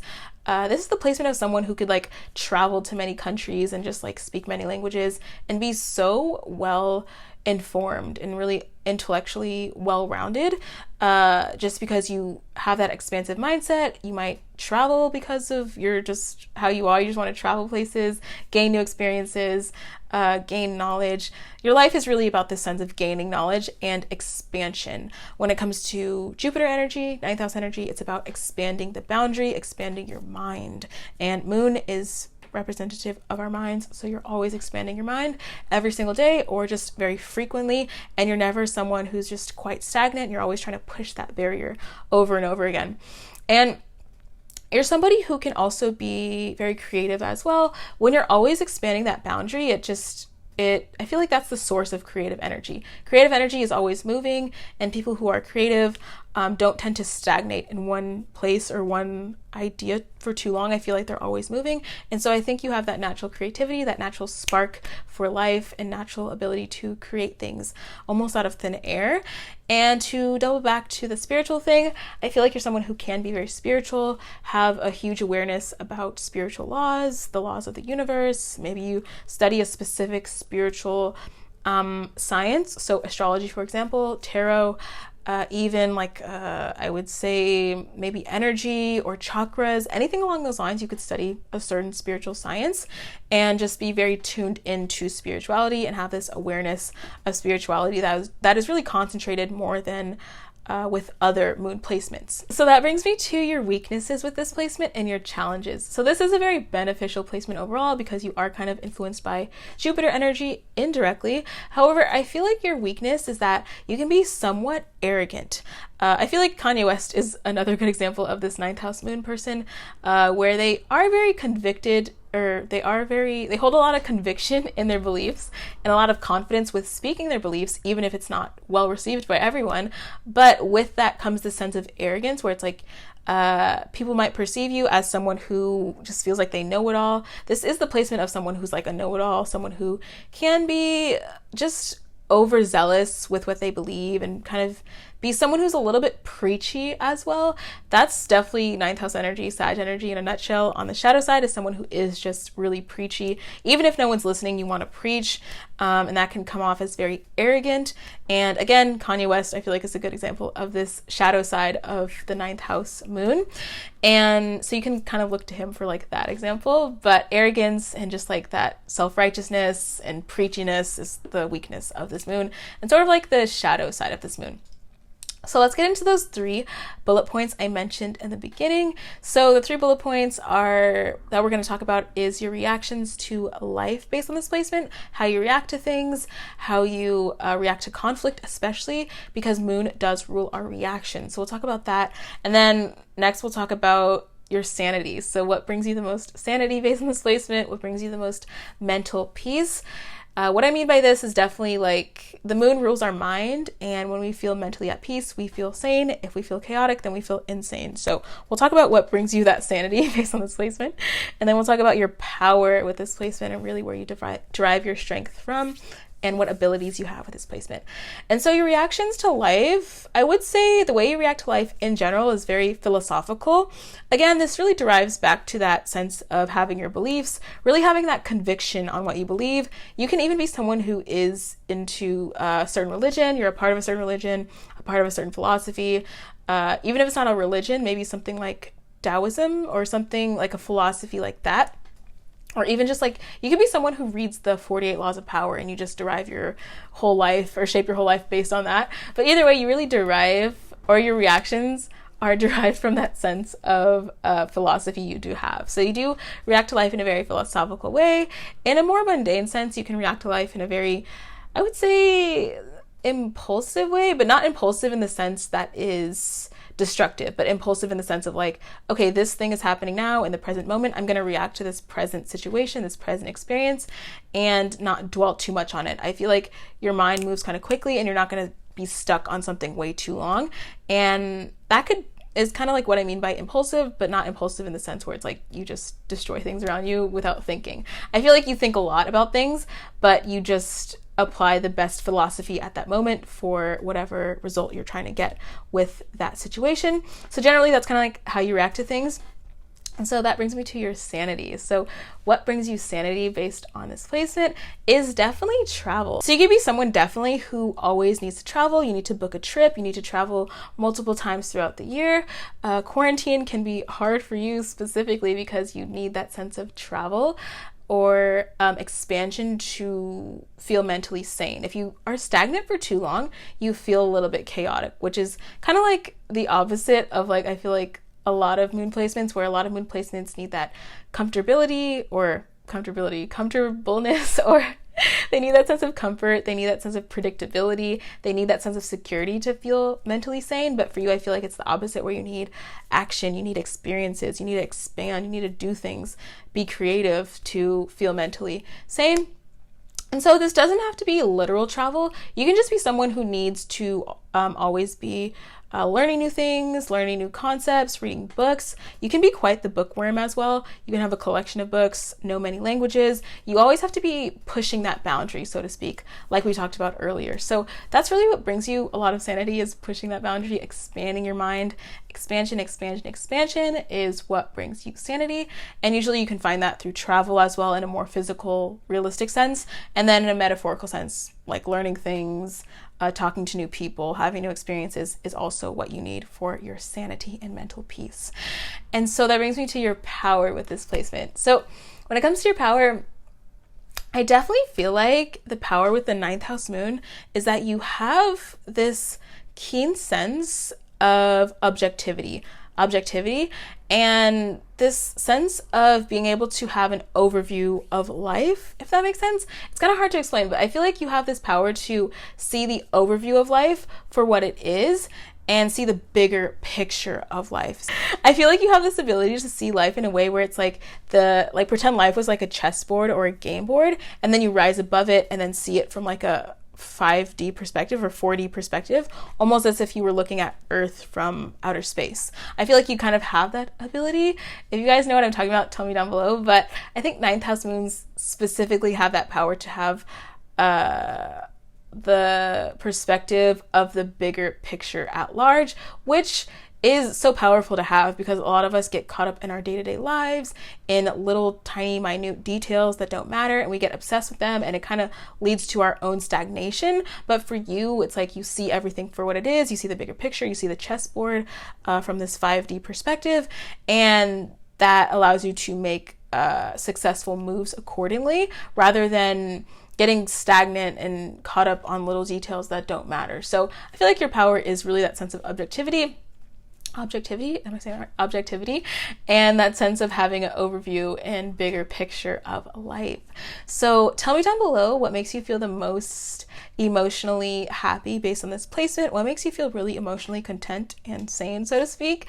And then also tell me down below what planet you want me to do next in this series. I think this is going to be a series on my channel where I do like the planets throughout the houses. I've done the signs of the planets, which I'll link those videos down below, but what planet you would want to see next, so like Venus, Mars, etc. And also you can follow me on Instagram at AstroKit for more astrology content, and also on TikTok for more astrology content. So I'll link everything down below in the pinned comment, and I'll see you 9th house moons in my next video. Okay, so let's talk about moon in the 10th house and talk about your traits, your characteristics overall, and then we'll break it down into 3 main categories based on this placement. So the first category we'll talk about is reaction and how you react to life based on a 10th house moon, how you react to conflict, because moon rules our reactions in our birth chart. And then we'll talk about your sanity. So what makes you feel sane, what makes you feel mentally at peace with a 10th house moon, because moon does rule our mental mindset in our charts. And then we'll talk about your power with this placement and what strength you have with having moon in the 10th house. So let's get started. But before we do, I'll mention that moon is one of the most important placements in our chart, if not the most important placement in our chart. It is essentially the core of who we are. It's the core essence of our character. It's the foundation of our character, and it's the foundation of our chart. So if you ever wanted to see what someone is truly like, or if you're having trouble judging someone's character, or if it's a stranger, for example, you can just look at their birth chart, look at their moon sign, see where that's placed, and really get a good idea of who they are at their core. So let's talk about you as a 10th house moon, and talk about you at your core, your characteristics, and really what makes you you. And so first we'll talk about your general traits and characteristics, and then we'll break it down into those 3 categories I just mentioned. So when it comes to general traits and characteristics, I will say that this placement kind of mimics the same energy as a Capricorn moon. Now 10th house is the house associated with Capricorn. Capricorn is the 10th sign, and 10th house energy is generally similar to Capricorn and the Capricorn archetype. So you might be able to resonate with the Capricorn archetype even if you're not a Capricorn moon, but since you have moon in the 10th house, you kind of resonate with that same archetype. However, it is a bit different. It manifests a little bit different, so we'll talk about that now. So first things first, when it comes to characteristics, I definitely feel like you're someone who is very goal oriented when it comes to your emotional state, your emotional well-being. In order to feel emotionally fulfilled, you need goals. You need to be achieving something at all times. 10th house, I always get the image of a mountain with the 10th house. That's the kind of imagery associated with the Capricorn archetype, is a goat climbing the mountain. So you might be able to kind of envision and see how your life sort of matches that same image, where it's like you're always trying to achieve things, you're always trying to climb that mountain. 10th house is really about achievements and achieving our long-term goals. So you're someone who's definitely very long-term goal oriented.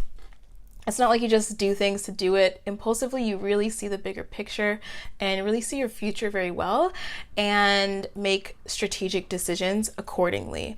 And speaking of strategic decisions, I will say another trait you have is that you are very strategic.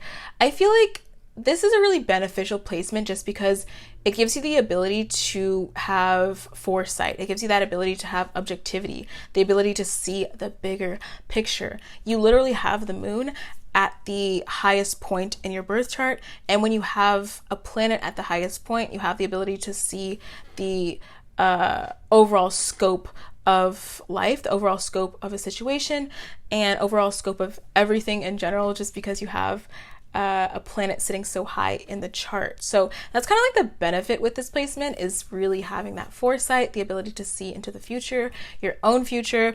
Sure, you can see in the future in a sort of psychic way, but more so it's in a more like plan-oriented way. Like you're someone who can really flesh out and write down a 10-year plan and have a strategy to achieve everything you want in a scope of time, if that makes sense. So I feel like that's kind of like the foresight and objectivity and benefit of the 10th house moon.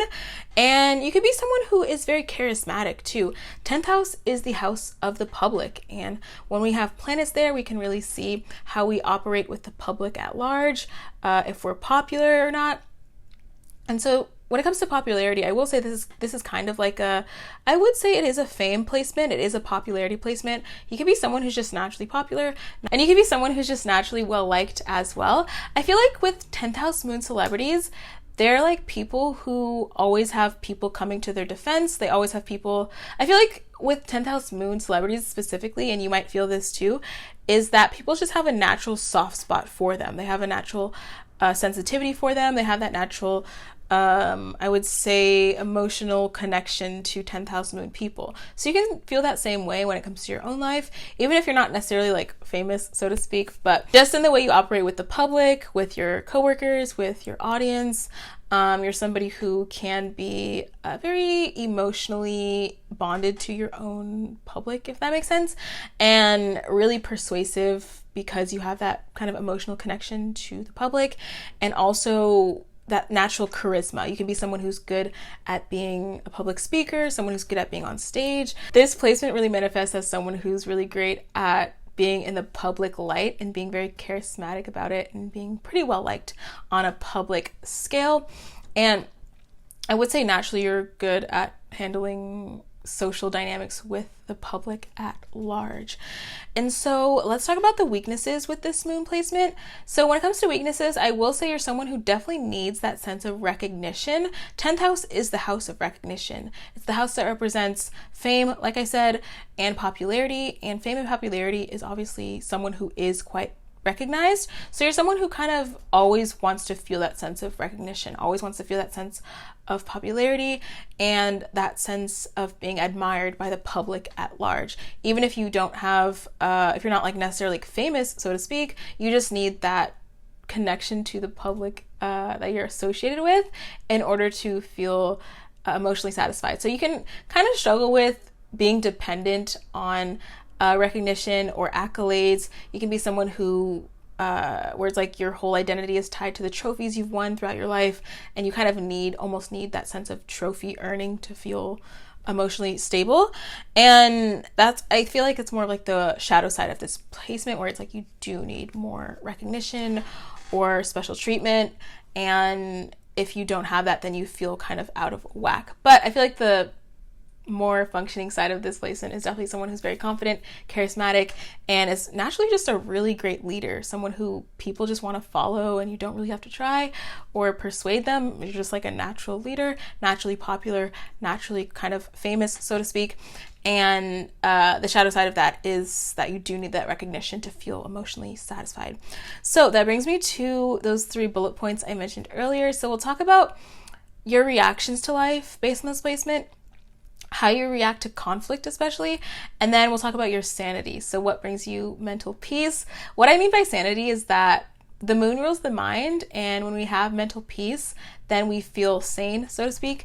And then when we don't have that mental peace, we feel chaotic and insane. And so we'll talk about what brings you that sense of sanity and mental peace based on this 10th house moon.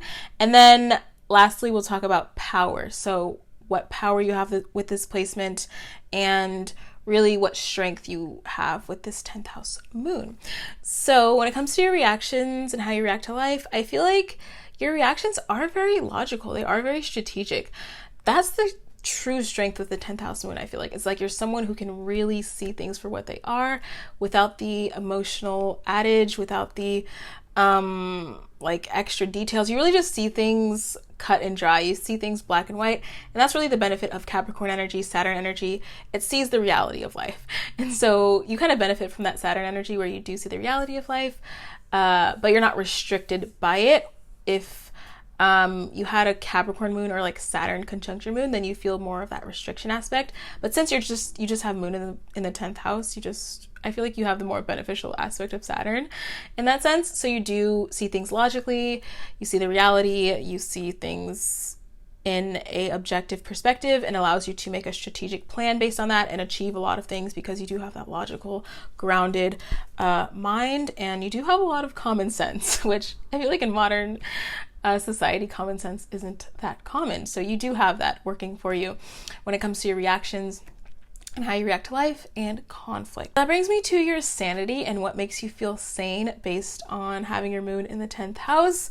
So I touched on this just a minute ago, but when it comes to your sanity and what you need to feel sane, I feel like you definitely need a sense of status. You need those accolades, you need those trophies. Even though there's like a shadow side to needing status and recognition, I feel like that's kind of like what you need to feel emotionally fulfilled, is having some sort of status in life, achieving your goals, achieving anything literally really is like what you need to feel sane. And you also need those accolades to accompany your status. So you could be someone who always achieves accolades within your career, within school. For example, I can see this manifesting as someone who's like magna cum laude at their college, or summa cum laude, or something to the point where it's like you need to be at the top. You need to be the top achiever, someone who is always achieving something within their specific career field. So when it comes to sanity, you definitely need those accolades, those trophies, and even like social status. You need to be the boss, you need to be in the top spot. You won't settle for just being the background singer, background dancer. You want to be Beyonce. You want to be front and center. You want to be at that top spot. And so that brings me to your power with this placement and what your major strength is. And so I feel like your power with this placement is achievement. You, out of any other moon placement, I feel like you achieve the most in life, or you really set your sights and set your energy and channel your whole entire being into achievement and achieving your goals. And I feel like a lot of people have goals, but not everyone achieves their goals. But I feel like you, if you say you're going to do something, you're going to do it. If you say you're going to achieve something, even if it sounds a bit crazy to other people, you're going to achieve it. So achieving things from start to finish is really your strength with this placement. And also, I will say that your power comes from the ability to command over an audience. I feel like you do have a power with leadership. You do have a power with popularity. You have a power of really persuading the public. So you can be someone who's really skilled at commanding things, commanding an audience, being the boss. Again, you can be a good public speaker. I can see this manifesting as like someone who is a politician, public figure, anything like that. You can be a really great leader, public figure, because of this 10th house moon energy. So tell me down below, what is something that makes you feel really emotionally fulfilled based on this placement? Like, what is something that makes you feel emotionally happy based on this 10th house moon? And then also tell me what planet I should do next in this series. I think I'm going to make this a series on my channel where I do the planets and the houses. So, obviously like Venus in the houses, Mars in the houses, etc. Tell me down below what planet you would want to see. And then head to my Instagram at AstroKit for more astrology content, and TikTok for more astrology content. And I'll link everything down below in the description box.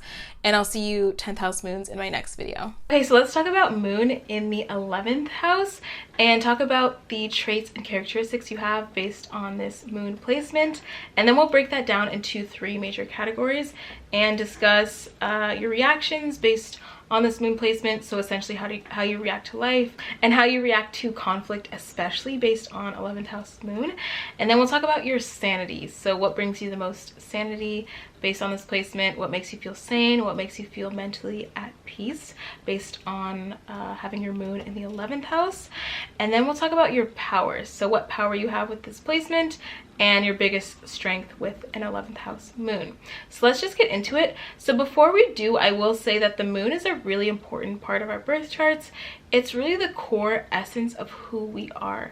It's the foundation of our character, foundation of our birth charts. So if you ever feel confused about who someone is, or if someone is like a stranger to you, you can just look at their birth chart, look at their moon sign, their moon placement, and see the core essence of exactly who they are. And you can do that with yourself as well. So we'll talk about now your placement and the core of who you are, how you operate, your behavior, etc. So let's get into the general traits and characteristics first, and then we'll break it down even further into those 3 categories.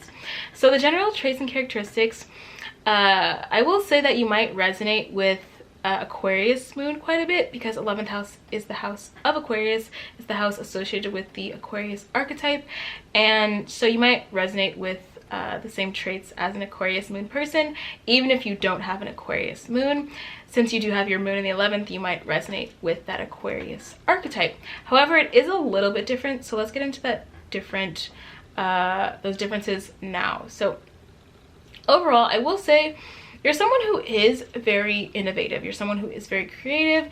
You see the world in a very different way than other people. You have this keen sense of objectivity, which is definitely the hallmark of Aquarius energy. 11th house energy is viewing life in a very detached way, seeing the bigger picture, seeing the bigger game board, the chess board, and having that elevated perception on life.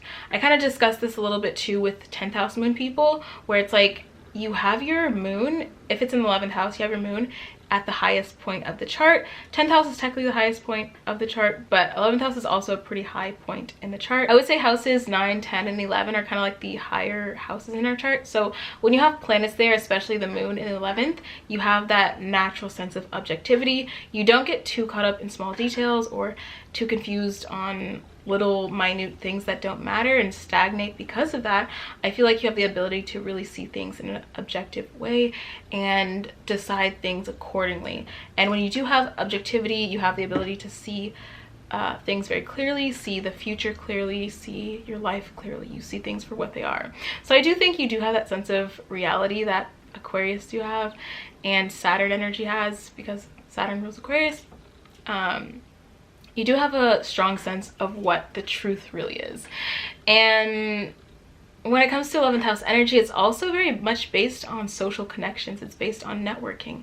It's based on who you know. So you can be someone who is very emotionally invested in your partnerships, or not even just partnerships, but more so your networks. So you can be someone who has a lot of friends, a lot of contacts, a lot of connections. You can be really well socially connected well socially, and be someone who might be even a little bit popular. Maybe you're kind of popular online as well. This is the placement of someone, I would say, that could be like internet famous, or gain a lot of followers online, or command an audience very well. You can be someone who is very influential on others, or persuasive on others.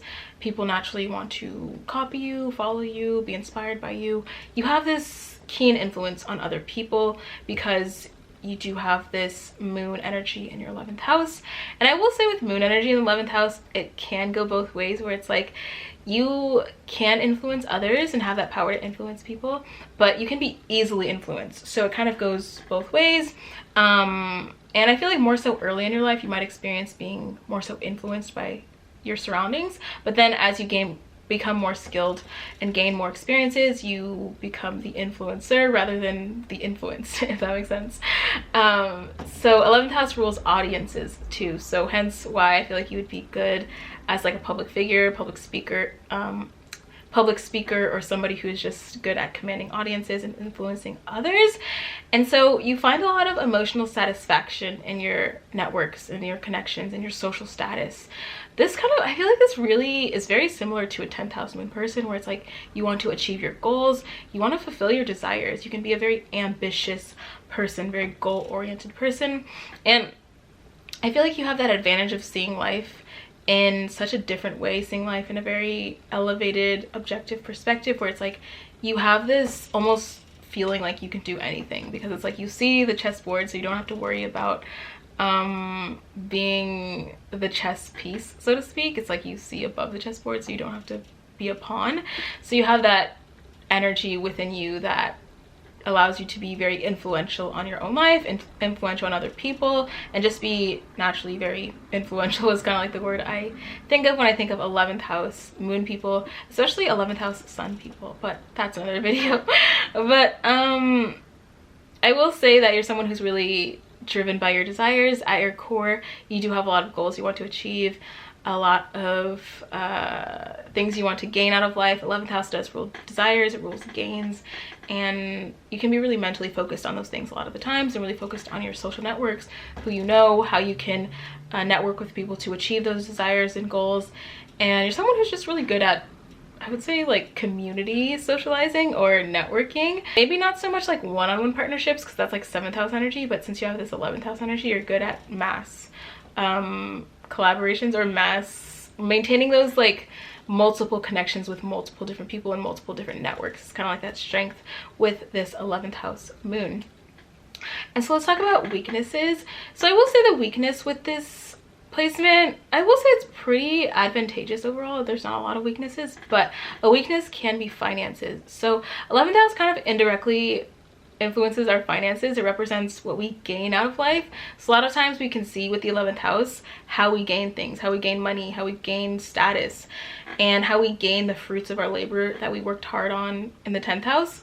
And so when it comes to finances, your finances might fluctuate quite a bit. They might you might be someone who spends money and then doesn't know how to get it back, or I think over the course of your life you learn how to gain more out of life, but maybe in the beginning you struggle with finances a little bit, and just kind of having that consistent flow of income. The moon is a planet that is constantly changing, so I feel like 11th house is also the house of change, and moon is that planet of fluctuation. So your finances might fluctuate quite a bit, because 11th house is finances as well, and more so gains and material gains than literal money.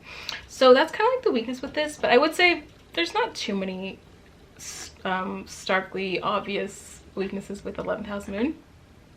So that brings me to the 3 bullet points I mentioned earlier. So we'll talk about your reactions and how you react to life based on this placement. Moon does rule our reactions, so we'll talk about how you react to conflict based on 11th house moon, how you react to life in general and your experiences based on this 11th house moon, and then we'll talk about your sanity. So what brings you the most sanity based on this placement?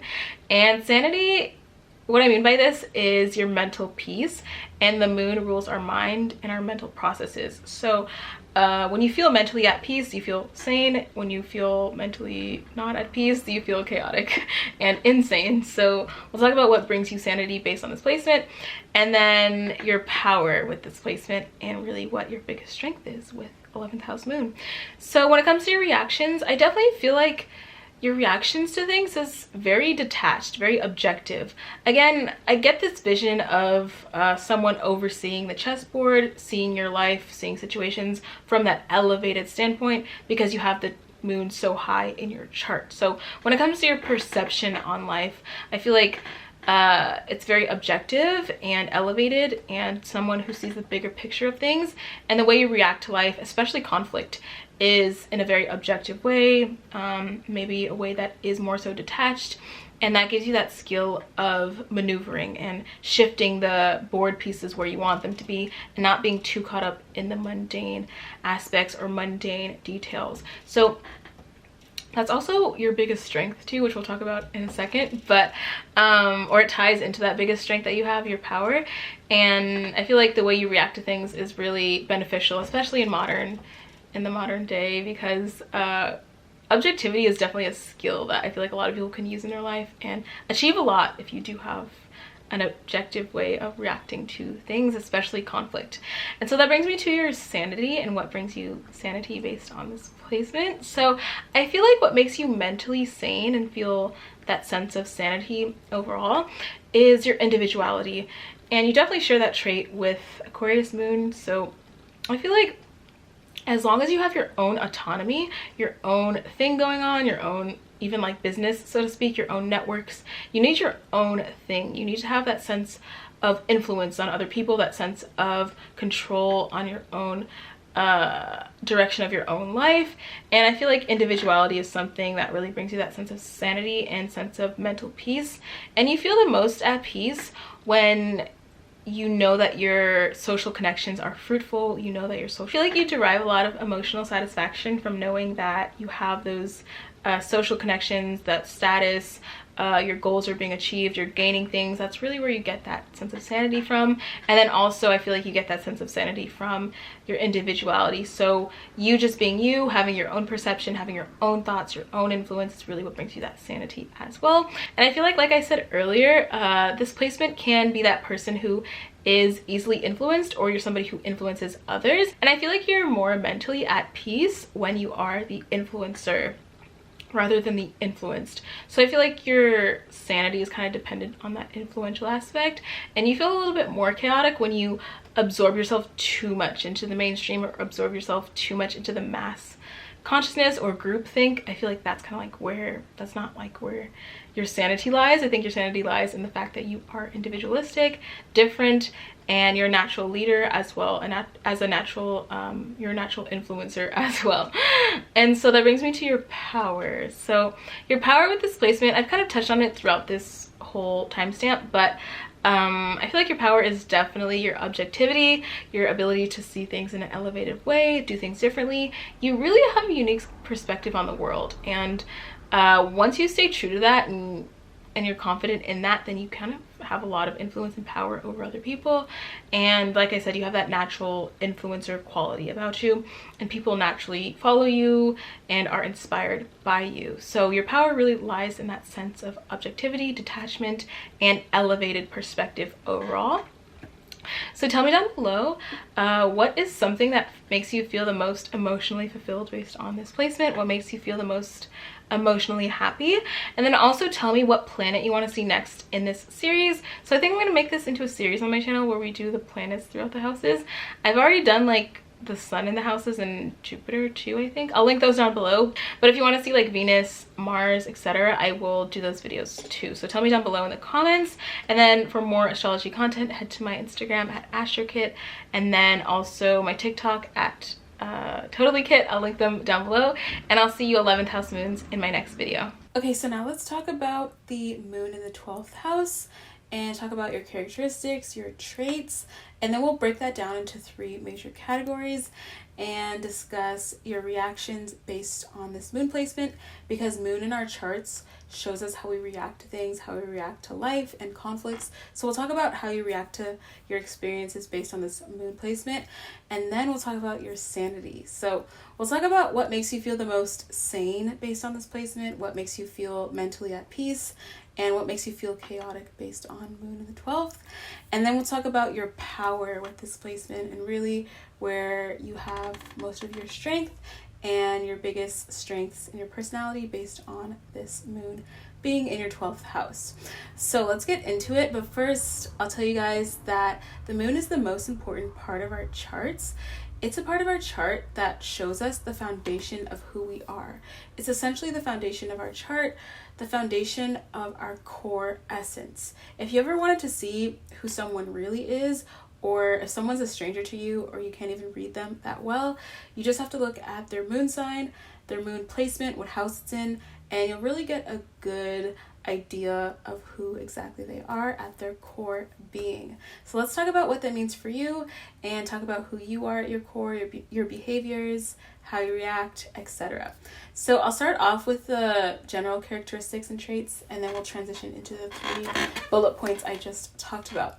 So the general characteristics and traits kind of mimic the same, I would say, energy as a Pisces moon. So even if you're not a Pisces moon, if your moon is in a different sign than Pisces, you do have moon in the 12th house. So this kind of manifests as that Pisces energy, because 12th house is the house naturally associated with Pisces.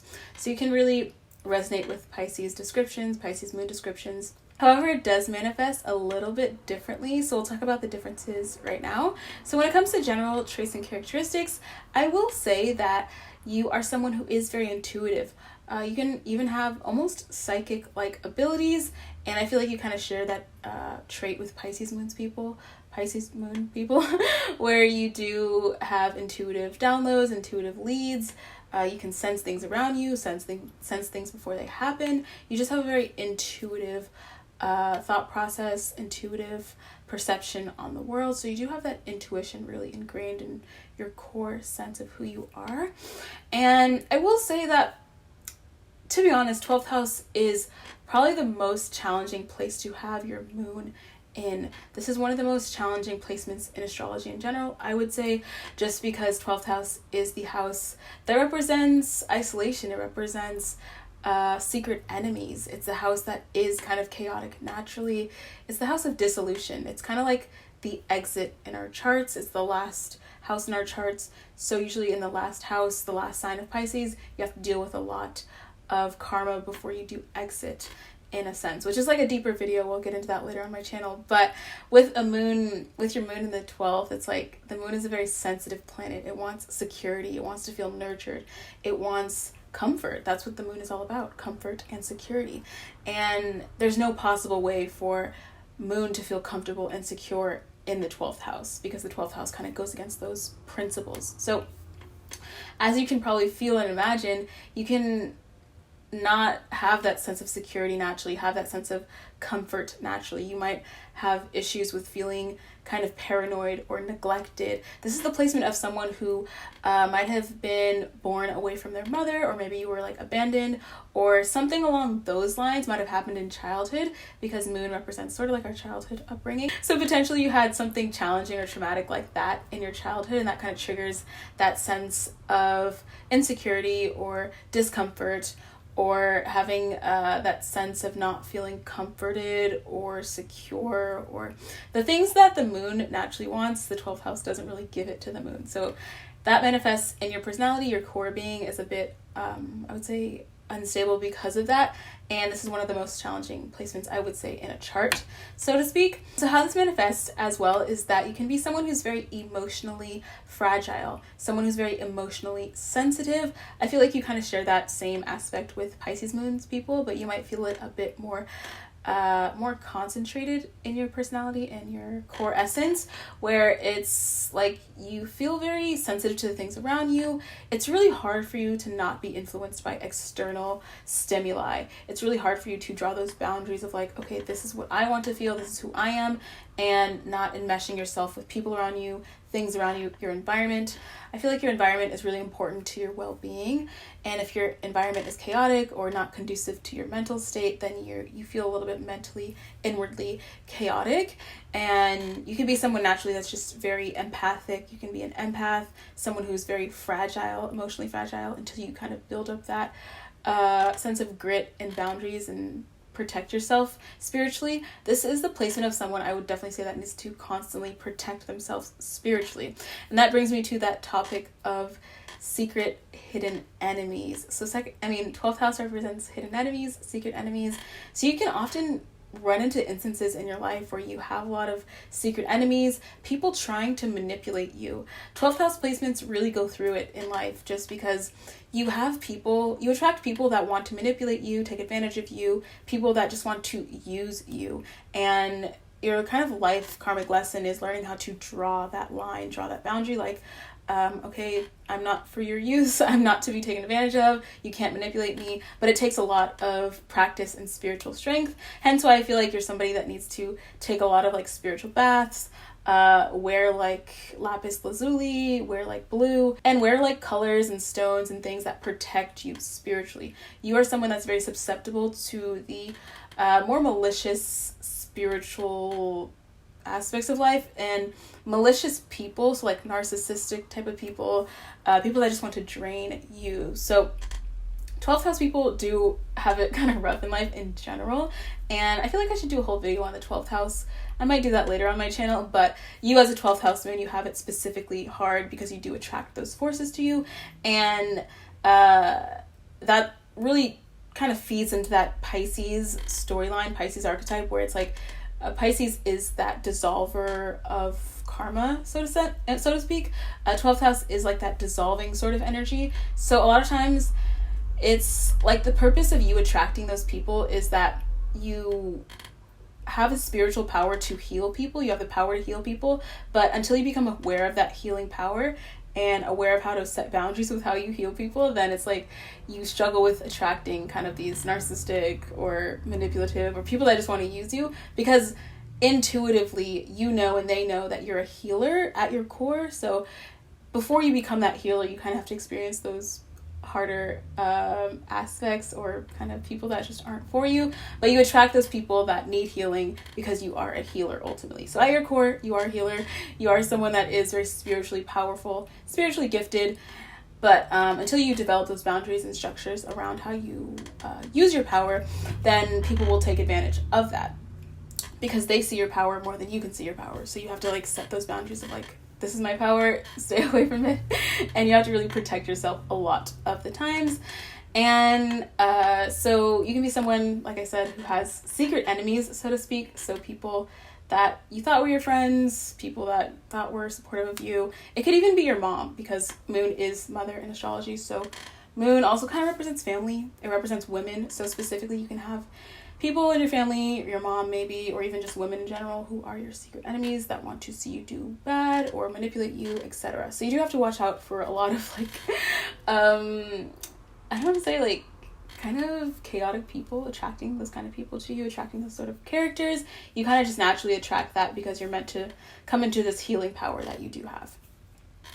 And so I will say the weakness with this placement is emotional instability. And the highest expression of a 12th house moon person is someone who's in control of their emotions, who can heal people, who can recognize others' pain and just heal it and dissolve it. That is the power of Pisces. That is the power of the 12th house, is healing the pain of the world. But until you kind of come to that conclusion your own and have that on your own and have that own, I guess, realization of that power, you kind of struggle with emotional instability. Like I said earlier, you might be a little bit emotionally fragile, emotionally sensitive. You're an empath ultimately, and with empaths it's really hard to control that stability of your emotions. So you have a lot to deal with karmically in this life, and it can be really hard for you. But I think that the awareness of boundaries is kind of like your first step, or the core essence of becoming more successful in life and being a little bit more protected and more functional within life. But until then, it's kind of like you struggle with being used or taken advantage of, or struggle with emotional instability, things like that. But at your core, you are a very spiritual person, a very healing sort of person. You are a healer, like I said. So that brings me to the 3 bullet points I mentioned. So we'll kind of break down what I just said into the 3 sections. So your reactions, how you react to life and experiences, and your sanity, how you feel the most sane, what makes you feel the most sane and mentally at peace, and then power. So we'll talk about the power with this placement. Even though it is kind of a challenging placement, there is a huge power I do want to tell you guys with this placement. So the first one is your reactions. So how you react to things in life is definitely very emotional. You might react to things in a way that is just kind of like how you feel at the moment. It's not really strategic or logical. That's another thing you might struggle with, is a sense of logic or struggling with seeing reality.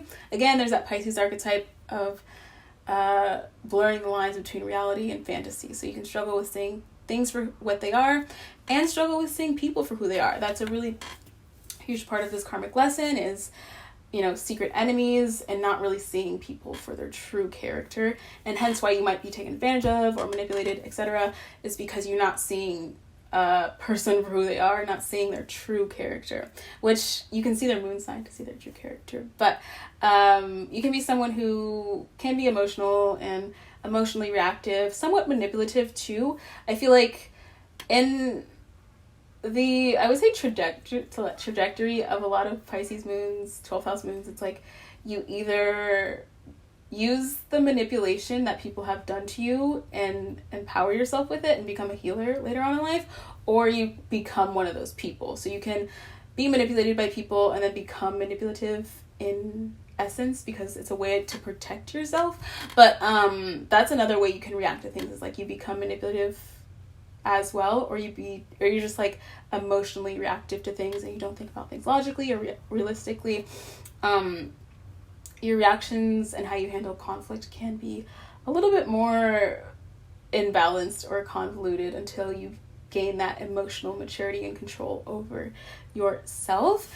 And the way you react to things is also in a very spiritual sense. You see things in the spiritual, you see the spiritual meaning of things. You don't just see the reality of things, you see the spiritual meaning of things. So that has a shadow side and a functioning side, but I think you guys might feel both of the shadow and functioning aspects of that.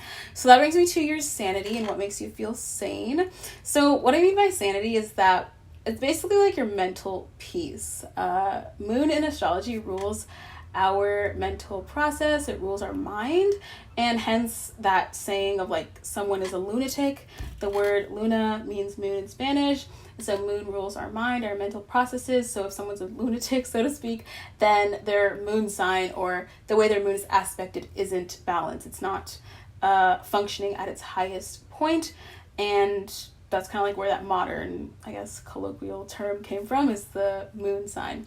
And so when it comes to your sanity and what makes you feel sane, definitely what makes you feel sane is your solitude. 12th house is the house of solitude. It's the house that literally represents prisons and monasteries and meditation and being alone. So you can be someone who likes to be alone. You need a lot of alone time to recharge yourself.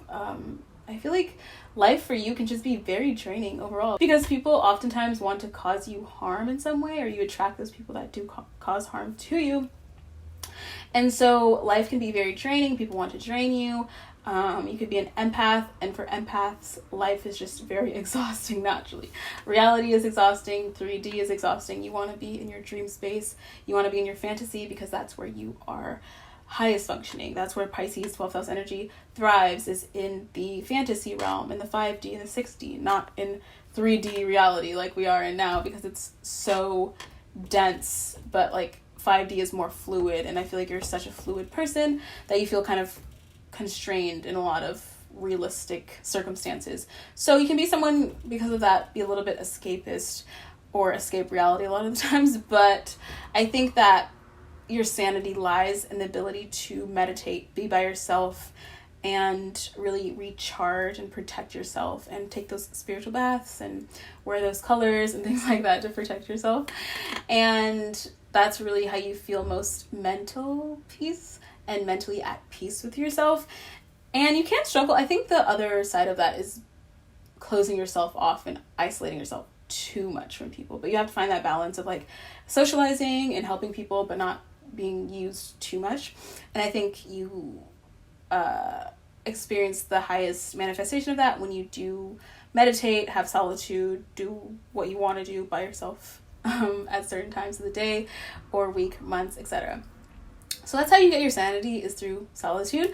So that brings me to powers, the power with displacement. Now, displacement is complex, complicated, hard to have, but the power is your intuition. It's this power of seeing the future, seeing people's wounds, seeing reality for what it is. Once you get past the initial shock of reality and like being a human being, I guess, I feel like you are able to almost tap into the spirit realm and tap into the physical realm and be able to help heal people that way, and have that elevated perspective on both realms and even merge them in some cases. I think you have this power to really intuitively tap into people's subconscious minds, and tap into people's subconscious thoughts, and tap into your own subconscious. And when you tap into that subconscious, you have really strong intuitive powers, and that intuitive power you have ties into your healing ability. So ultimately, I think your power is that you are a healer and you're someone who can kind of point things out in a spiritual aspect and intuitively just know things, and that's really where your power lies. But I think I forgot to mention that when it comes to subconscious, I feel like the reason that you attract certain people is because you are bringing out the shadow side of them, and when you bring out their shadow side, it's meant for them to address it. So I think that's another aspect I forgot to mention when we were talking about like manipulative people, narcissist, is that you kind of bring out people's shadow sides in order for them to face their own shadow. So that can be kind of hard to navigate at first, especially early in life, but once you kind of realize like, oh, this person isn't exactly like they're acting, it's just like their shadow is being brought out, because I just naturally bring that out of people because you have a 12th house moon is subconscious, 12th house is subconscious, so you kind of bring out people's subconscious characters, and people's subconscious characters are their shadows. So you can have trouble navigating that sense of like bringing people's shadows out and like them being chaotic or manipulative, and that's kind of like the whole spiritual aspect of that. secret enemy theme of the 12th house. And so besides that, I think your power almost lies within navigating that sort of dynamic, navigating those people, navigating how to use your intuition properly, read people for who they are, and then heal people too. I think that's the really happy thing with Pisces energy and 12th house energy, is that even though they experience a lot in life and struggle and people use them, it's like they still have that sense of compassion and wanting to help people, even if people don't treat them the best. So 12th house moon, you do have a lot to deal with in life, but you do have a strong power and ability to heal people despite circumstances where they don't necessarily heal you. So with that being said, tell me down below what makes you feel the most emotionally happy, emotionally fulfilled, and based on this moon placement. And then also tell me down below what planet you want to see next on my channel. I think I will make this a series on my channel where I do the planets in the houses. I think I've done the sun and like Jupiter already, but I'll do like Venus, Mars. So if you want to see any planets, tell me down below. Follow me on Instagram for more content at AstroKit, and then on TikTok for more content as well at TotallyKit. I'll link everything down below, all the videos, all my social media in the pinned comment. So I'll see you 12th house moons in my next video.